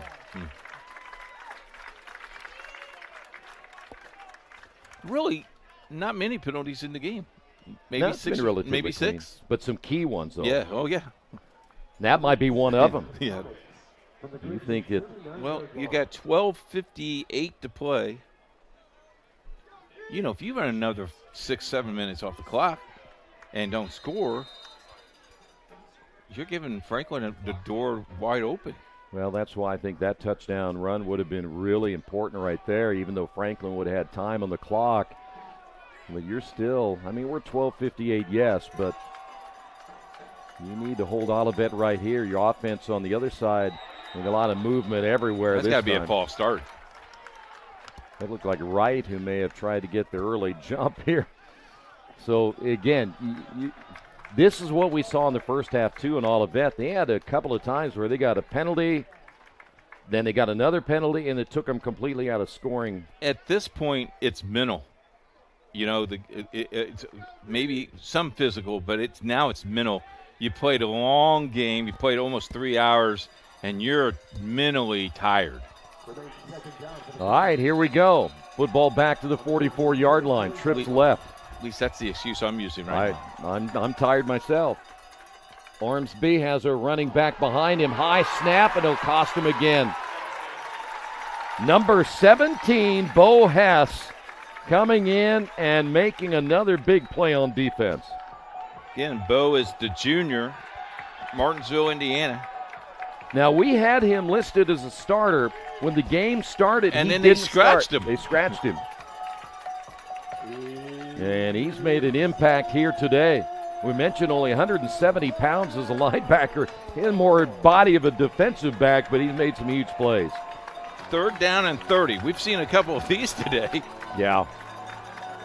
They have to get to the 19. Trips left. Hash mark right. Ormsby. They'll run it. Here is the big hurdle play at the 35. That is right on the play, but he won't get it all back right there, about the 32-yard line. You go here? You're inside the 30? Inside the 35? Yeah. Do you really? I do now. Okay.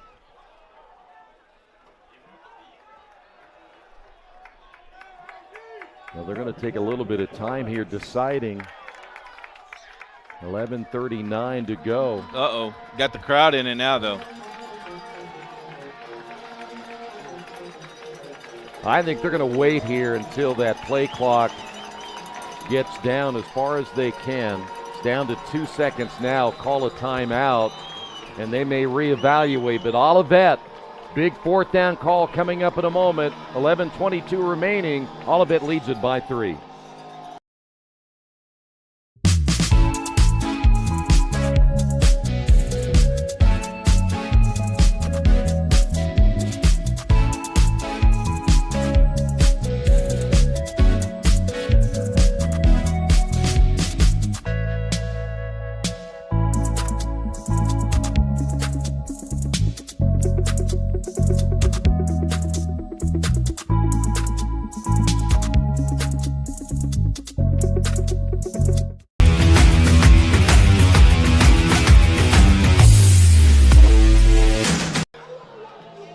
Back here at Franklin. You know, that timeout, that's their second. That's a tough one to call right here with 11 and some change left. Franklin did that early in the first half. Didn't have a timeout. Could be interesting. Game management is just huge. It's huge. And it's so, as the head coach, you take totally responsibility with it, but you got your coordinators always thinking about things. This is a big, big fourth down. It is. Both ways. Will it be too far for a field goal attempt? Do you punt it? You probably end up with a touchback. So Ormsby and the offense back out. Ormsby rolling, throwing to the sideline. No. Low throw. It is incomplete as that one hit the turf. They tried to sell it as a catch, but they will turn it over on down. That is the Troy Derogowski, I fooled you referee catch. Watch this. This is what Troy did back in Wyoming. Bounced. Here, I caught it. You got to sell it. That's what it's all about. How many times did you sell that in Wyoming? Well, I was the thrower. I wasn't the receiver there. Yeah. Of course, I would have thrown it. He would have caught it. All right. First down, Grizzlies. Wow. I have a feeling I'm not getting much support here. No support at all. Yeah. I seen you throw. Trips near side. Franklin needs 3 to tie. On the run and getting an extra effort there is Cora. That might got him at least 2 more yards. How full is his tank? Because, he sat a little bit, so. He did. How many has he got today? He has a total of 23 yards. Wow. Jennings, 11 carries for 40. Second down, let's call it 2nd and 5. Handoff, and once again, Cora out to the 42. It's going to be about a yard shy of a first down. Got our field goal kicker down here warming up.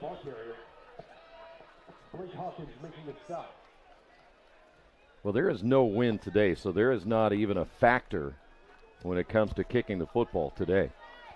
3rd down and 1. Ross. Well, there was some movement on that left side. Oh, they're going to call this false start. Well, think about it. Now, there was movement on the left side, but he did not jump into the neutral zone or even close to it. He jumped a little bit, that left defensive end, but then the receiver lined up on the right side, steps up and moved and pointed toward him. You just need to stand there and let the play develop if it does. If it doesn't, the bottom line is you don't get the penalty. Okay. I thought he crossed the line. Yeah, no, he did not. Okay. I don't think he did. All right. So it'll be 3rd down. Ross over the middle and almost picked off. In and out of the hands of the intended receiver at about the 44-yard line. That was Malachi Joy, and boy, the offense unable to get anything going. They will have to punt the football again. So Adam Guth should be good field position here for Olivet. Dawson John is deep, standing in his own 15-yard line. Wobbly kick and a short kick. Land at the 25 and take a Franklin bounce. Boy, you got to love the bounce. All the way down to the 4-yard line. How about that kick, huh? Good kick. Well, if you're looking to flip the field, this might be the time to do it with that good punt right there. And if you can get your defense to get a stop right here. On the other side, if Olivet can get a sustained drive, that's something we just have not seen today as either team on a 11, 12 play drive. It just has not existed in this football game here this afternoon. Everything's being big play. Well, Franklin defense needs a big play here. Well, I think right now, you've had the change at quarterback, and it looks like he's back. Yep, Faust is back. He got a good rest, and so that changes the dynamic yet one more time. You got to keep it a guy, but really an eye on this dual-threat quarterback. He's going to keep it himself. Blockers to the outside. Ran into his own man. 25 out to the 30-yard line, and that's what Faust does the best. So your defense has to adjust big time now because you go from a dual-threat quarterback to a predominantly passing quarterback in Ormsby, and now you come back to a dual-threat in Faust. He might have broken this if he doesn't run into two of his own guys right there. Trips left, first down. Football is at the 30-yard line.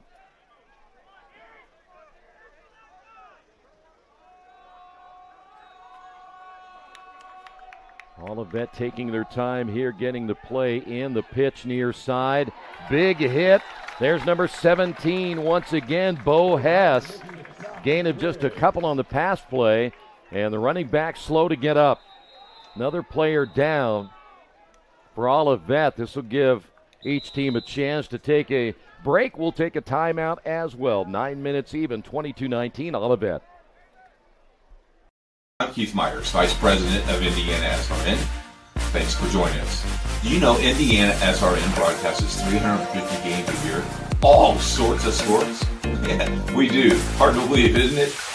IndianaSRN loves to put student athletes first on our website. If you're a business out there, we probably could help you too. Contact us at coach@indianasrn.org. Grandma from out of state thanks you. Mom and Dad who can't get to the game thanks you as well. In fact, our athletes watch the games over and over again. Our military has enjoyed the games as well. So sit back and enjoy the game. It's IndianaSRN.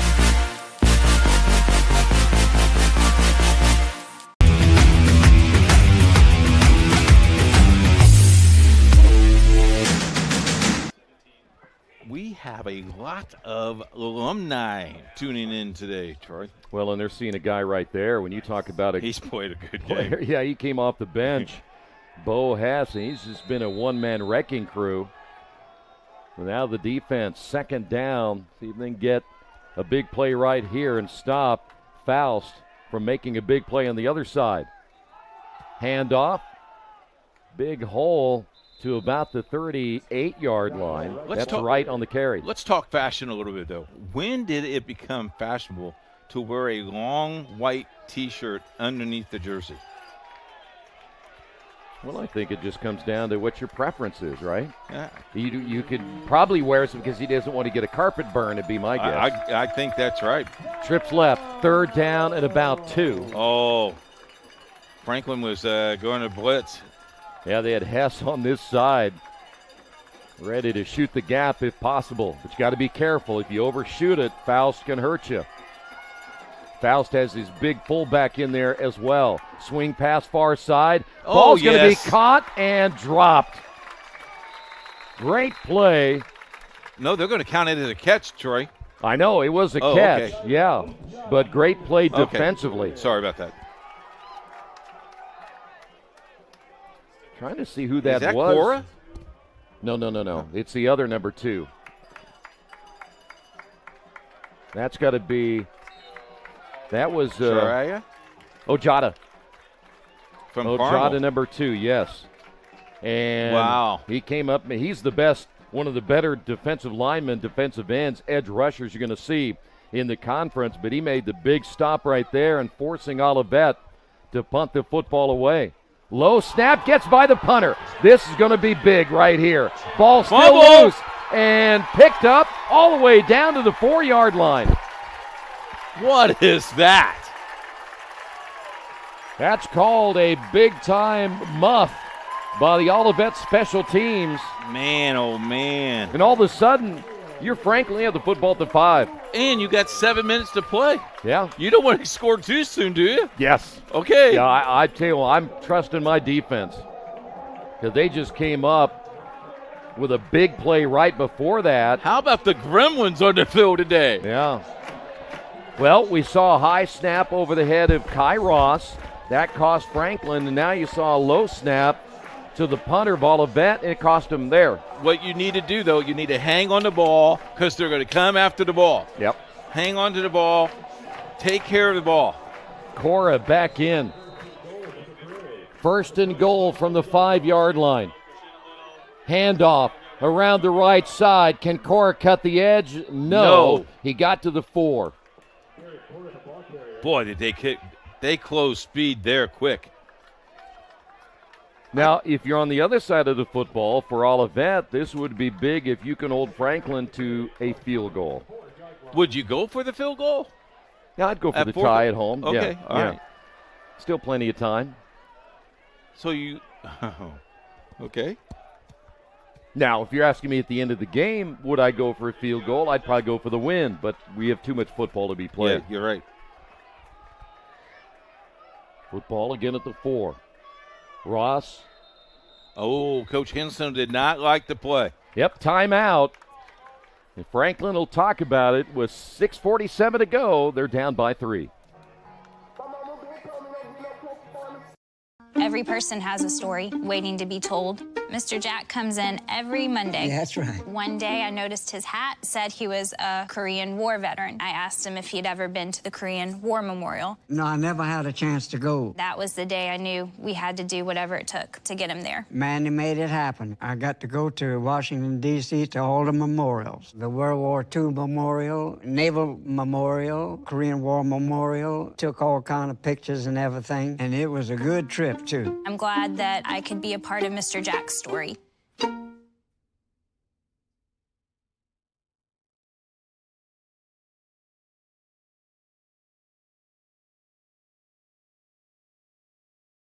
We encourage you to follow us on Twitter at IndianaSRN.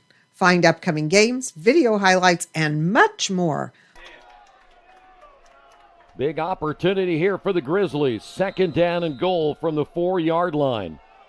Ross, the handoff. Cora, left side, touchdown, Grizzlies. Well, I tell you what, that whole line created that hole, but they sealed the defense as well. Nice job. There he is. Nice looking young man. And Franklin has regained the lead. They'll go for 1 right here. For Keith, he'd go for 2, but the wise thing is to go for 1. Because then Olivet has to score a touchdown to take the lead. Extra point is good. 6:44 to go. Franklin leads at 26-22.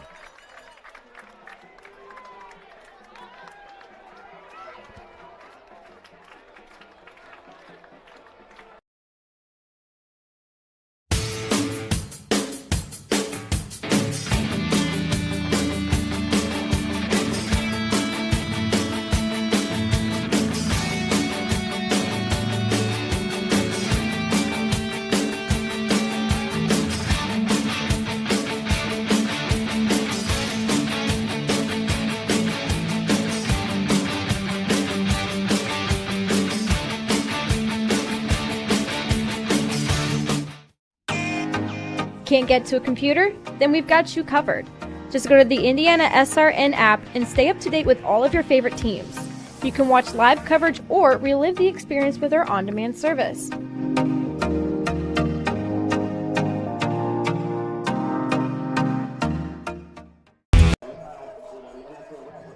See the kicker for the Grizzlies set to put this one in the air. It'll be a short end-over-end kick. Olivet will have a return from the 10-yard line. Good special teams play. How about that hit?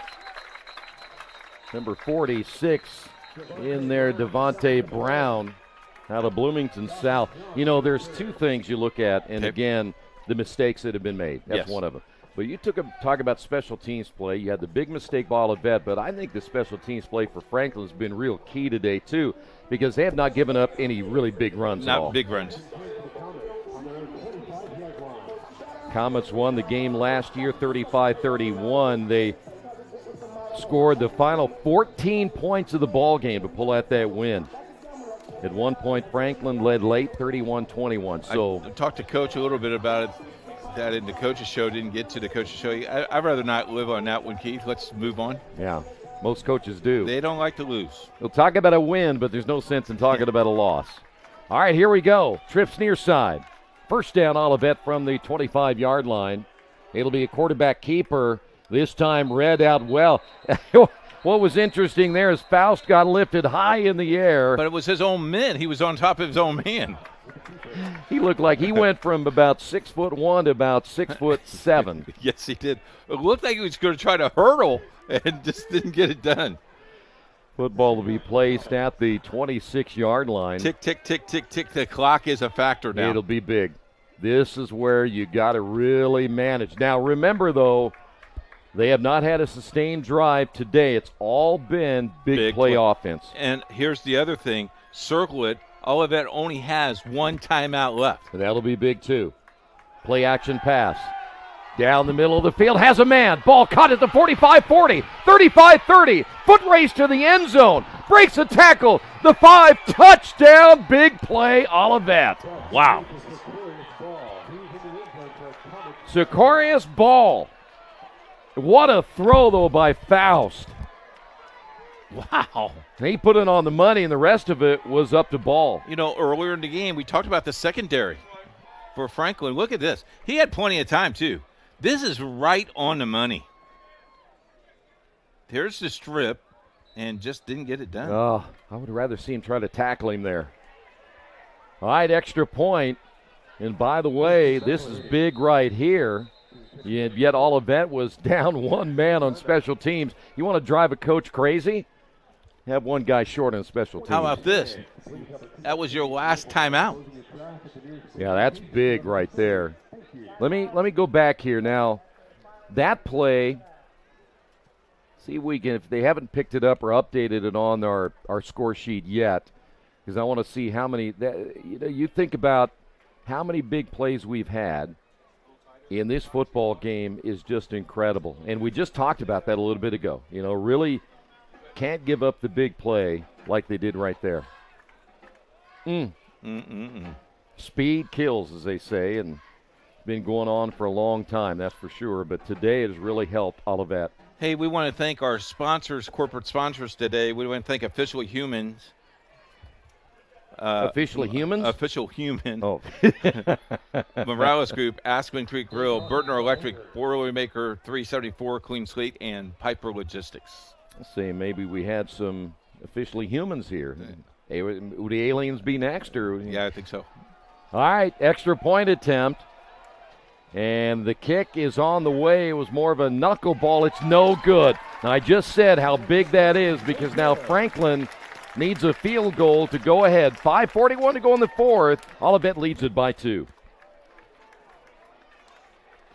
Let's hit sponsorship one more time, and that be the last one we'll do on sponsorship. What is C? Yeah, oh yeah, we've done the reads 3-4 times. We're good. Are we going to do player of the game? If you want to. We can. We can beg for a sponsorship. That's how we do that. Okay. You wanted the impact player of the game, The impact player of the game. Does it matter which team it's for, No. or you just Nope. No, right now it'd have to be Faust, right? Yep.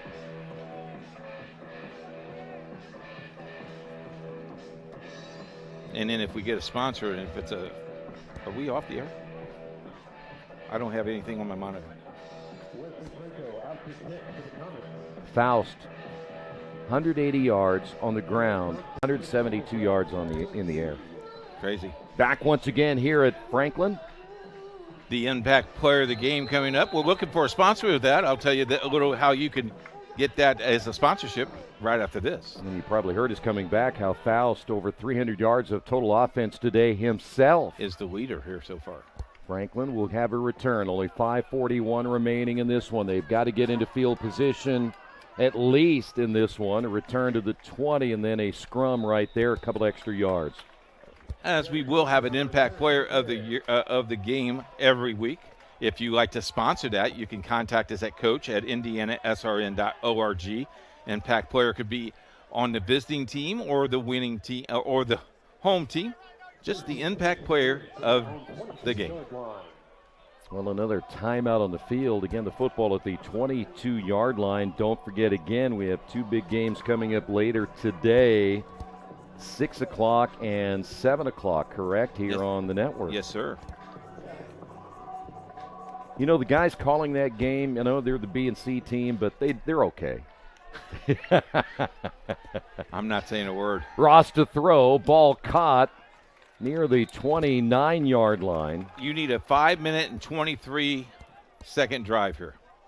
And get into field goal range. Rias Moore on the reception, the nose of the football at the 29. And here's where clock management will be big for Franklin. No penalties here. Question is, will we see another big play like we have seen all afternoon? Handoff. That'll be Cora across the 30, gets the first down, put him at about the 33. Boy, Franklin just hoping they don't have another disappointing loss like they had a year ago. They gave up 14 unanswered points in the fourth quarter and lost that game at Olivet. Hash mark right. Ross set to throw. Here comes the pressure. Gets rid of it. In the air. Has a man and overthrows him. He was wide open at the 40-yard line and could not connect. That was Wright, who potentially had nothing right there but a touchdown in front of him. And you want to know what happened to the defense. There was just nobody there. Yeah, they just lost coverage. Somebody did not communicate there for Olivet. Well, I'll tell you what, Ross was under a lot of pressure coming from his left side. 4:37 remaining. Handoff Cora. Cora to about the 37. I'm going to push him back to the 36-yard line. It's going to be third down and long.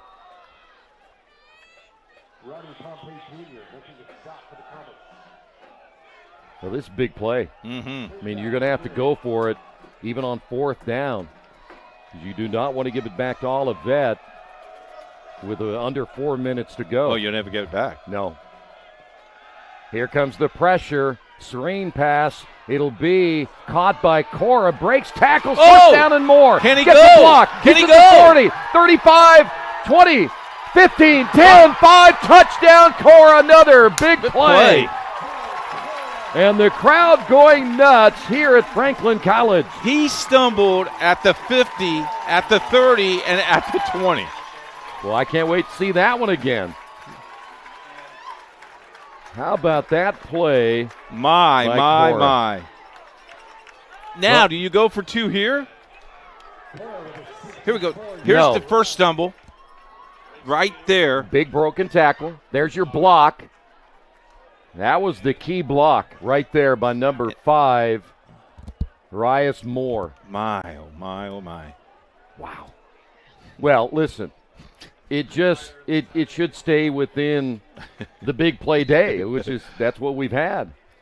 I can't wait till you write this article tonight on the sports page. I'll let them do it. Okay. All right, they are going to go for two, but they're one man short here on offense. Play clock is down to 12. Got plenty of time. Plenty of time. Ross will have Jennings in the backfield. Jennings trying to bounce to the outside. Can he get a block right here? He does not get in. I think they got him down at the 1 yard line. So the 2-point conversion is no good. But Franklin in this back and forth fourth quarter, they now lead it 32-28. From warehousing to transportation and everything in between, Piper Logistics does it all. Centrally located, Piper Logistics has 2 warehouses in Indianapolis and a warehouse in Cincinnati, Ohio. Piper Logistics houses over 1 million square feet. Along with our transportation department, we can provide service to half the United States markets.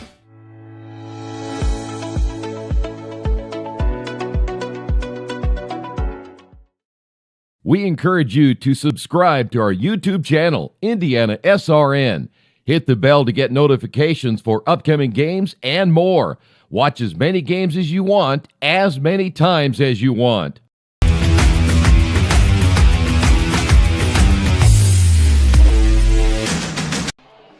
We just need to name this big play Saturday.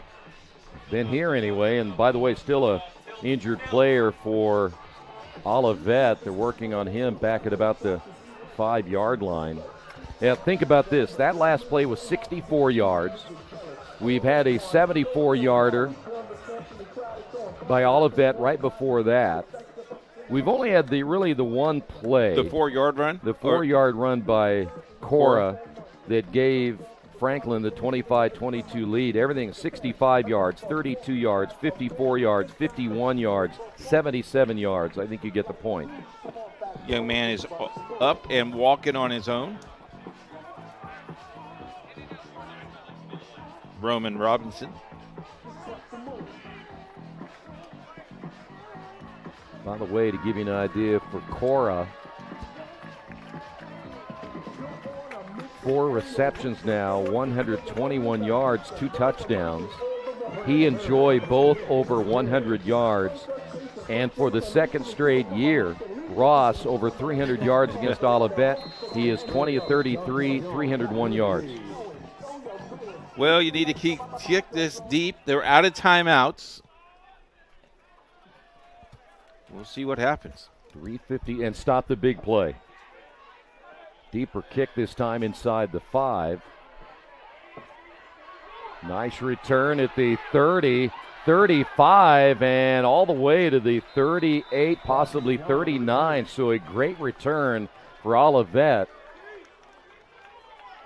Dawson John out of Clare, Michigan there on the return. They'll officially mark it at the 40. We've said it here. Olivet out of timeouts. 3 minutes, 39 seconds. They have some, this is long from over. It is. We still got 3 or 4 big plays yet. At least.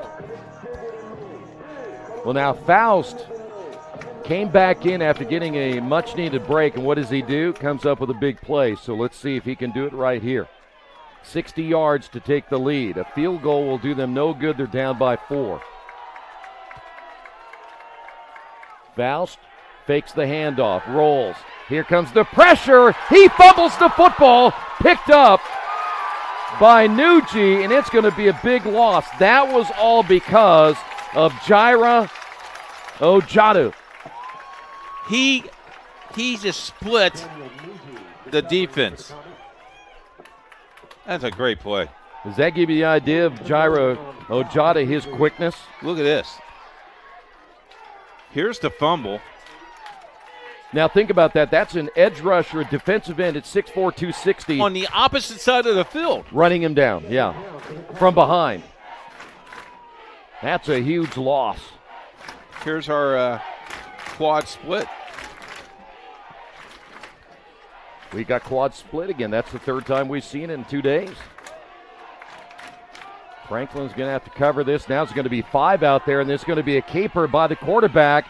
He's at the 40, breaks a tackle, look out, and brought down finally inside Franklin territory.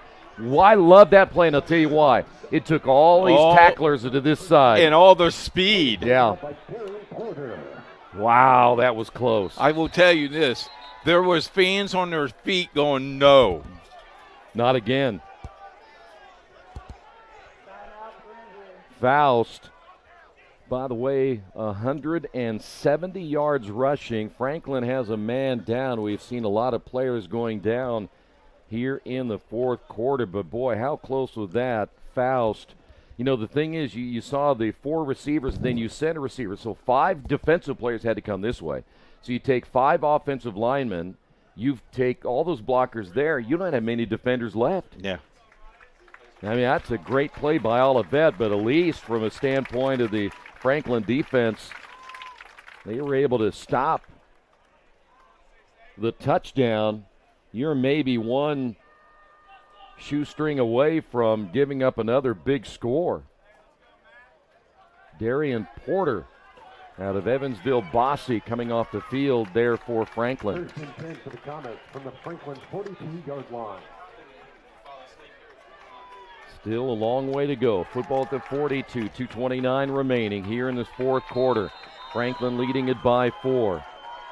Hash mark left. Faust again at quarterback. Fakes the handoff. Here comes the pressure. Steps up. Throws it near side. Has a man wide open. Caught. 15, 10, 5 touchdown. Ball again. What a throw by Faust and another big play. It just won't stop. It won't stop. I mean, they had Faust right there, and once he stepped up, that defensive back stepped up as well, and another big score. The defender slipped on the carpet. What a fourth quarter. It's getting crazy. 25 points so far scored in this quarter. And we still have 2:14. So you're right. We still have an extra big play remaining. This is big. Yeah, this is really big. Missed the last one.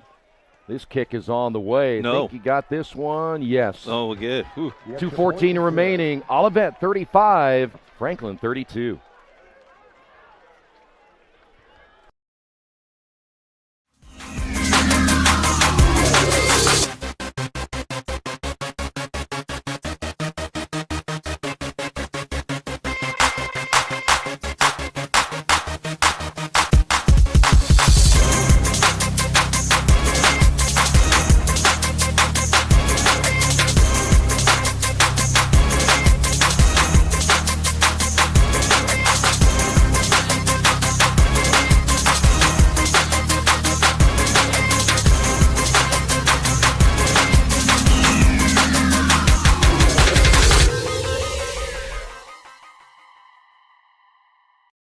Scoring today, 14-6 at the end of one.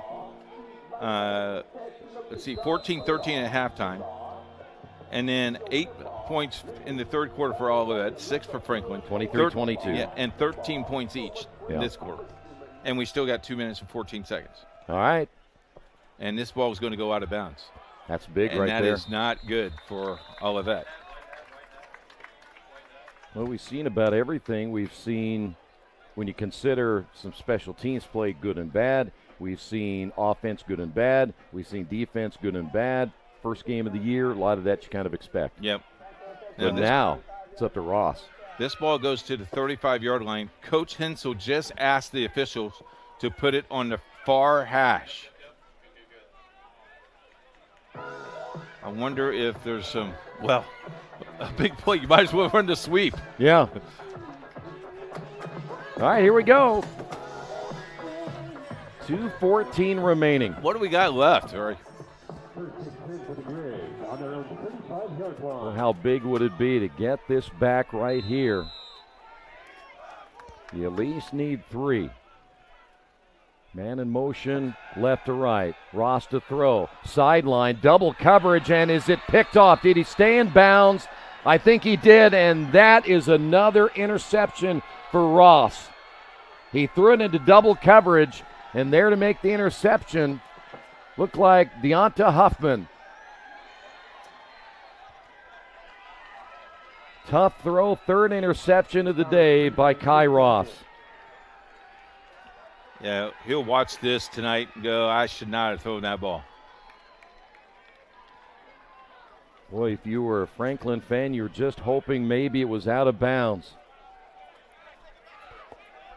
How about this game for our first game of the year? Not bad, huh? Next week, 1:30 start again. Well, if you're Olivet, you do not dare throw the football this time. You come out if you win this game, you come out going, okay, they're the real deal. Yeah. Franklin is the real deal. Boy, turnovers can be so big. Handoff left side. Nice spin. Another big run. 40. Fumbled the football. Or is it his helmet? It's his helmet, not the ball. Okay. Wow. That was. You know whose helmet that is? No. Nugie, by the way, on the carry. That's Hayden's helmet.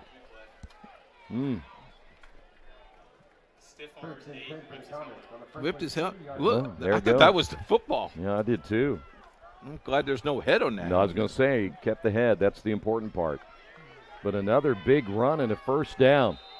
Trips near side, hash mark left. Faust has been the difference in this one here today for Olivet. And he's going to let a lot of clock run here. Play clock is still at 29. He can stand there for another 27 seconds. Boy, I tell you what, as an offensive lineman, though, that is tough. Yeah. See, but I like that right there. You go back, get the offensive lineman. They can stand up, take a breather. You still have 14 seconds. Game clock down to minute 30.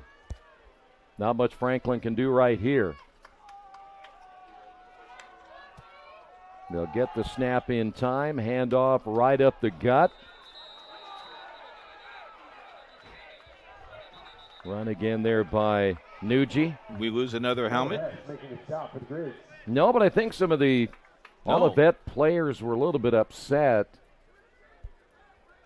at Ojada because he was doing a little extracurricular activity, but a timeout by Franklin with 1:16 to go.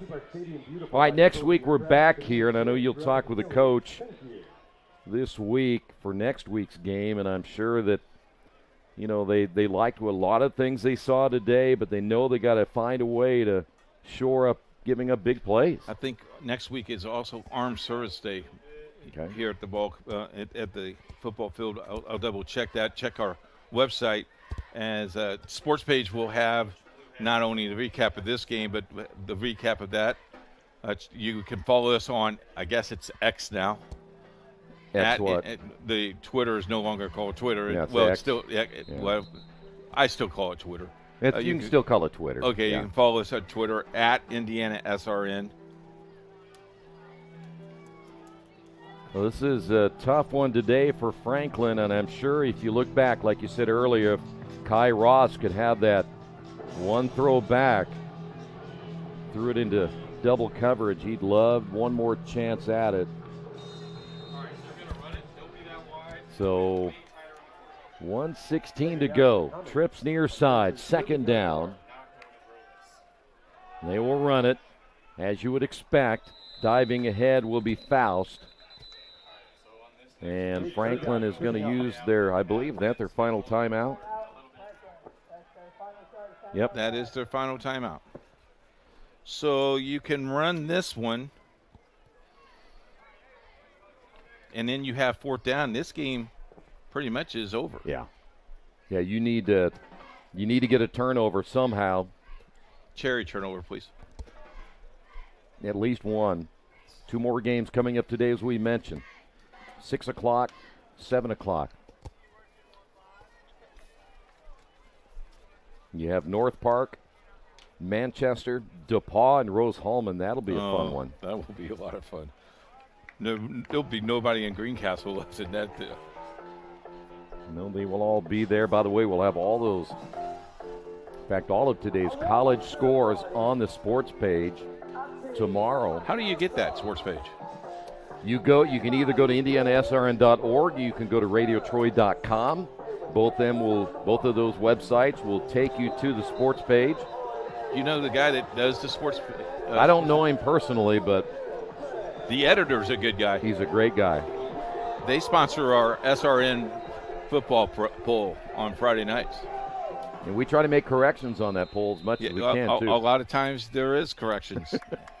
The new one came out today. I got it done early. Oh, good. And hopefully you send it to the people that need it the most, as that'll be Faust again around the left side.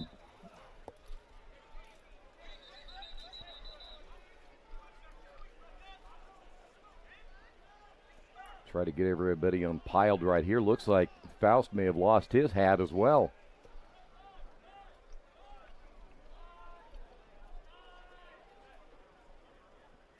You know what? Faust is going to go back to Michigan a tired man. Yes, he is.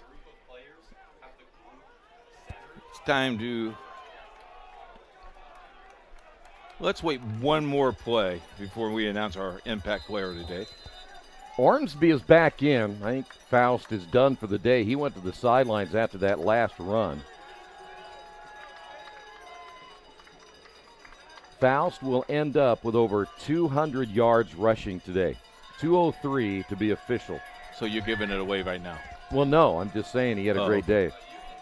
I did. Ormsby to throw to the end zone. Too far, almost caught though. Pass intended for Dawson John. Let me ask you a question. Yeah? Why would you throw that pull like that with 33 seconds left in the game? I don't know. I mean, it's possible. It is. Let's not post that yet. So Franklin has a chance, though. 33 seconds to go. No timeouts, correct? Look at the huddle there. You don't think that huddle is intense? There's Coach over there. Well, listen, we've seen enough big plays here today. Don't be surprised if you don't see another one. Or if you do see another one. McKinney, the lone receiver to the far side, trips near side. Last opportunity here for Franklin. Ross tucks it under. He's going to run with it himself. Did he get to the sideline? He did not get out of bounds. He'll have to hurry now. He was trying to get there as quickly as he could. 18 seconds to go. Finally set the football. Ross over the middle and almost picked off again. Pass is incomplete. Malachi Joy, the intended target. Should be the final play at 5.2. Again, if you'd like to sponsor that impact player of the game, you can contact us at coach@IndianaSRN.org. So this could be it right here, Franklin. Go deep. The old hook and ladder. Lateral, that's right. There we go. Here comes the rush. Ross will step up. Throws downfield, and it's going to be intercepted again. But time is off the clock. But a fourth interception by Ross in the final seconds of this one, as Jeremy King will get the INT for Olivet, and they will open up with a road win here today, 35-32 your final. Impact player of the game? Well, it's got to be a guy who was not expected to start today, at least on our depth chart. Faust finished this game today, and you talk about some incredible numbers. He was 10 of 17 passing for 214 yards and 2 touchdowns, and he also ran the football 20 times for 204 yards and 2 touchdowns. So he was responsible for 4 scores today. I agree. Thank you very much. Wow, not bad for a day that, again, he was second on the depth chart coming in. So they have 2 quarterbacks to work with. They may have found a guy that can really do the job for him the rest of the way. Tough loss for Franklin, but they'll bounce back. We'll bounce back with them on next week. Be here next Saturday. Kickoff time will be at 1:30. Pregame will begin at 1:05. And again, don't forget 2 games coming up later tonight. North Park at Manchester, DePaul at Rose-Hulman. Thanks to the entire crew. Great job again here from Franklin, but the Grizzlies dropped their home opener 35-32.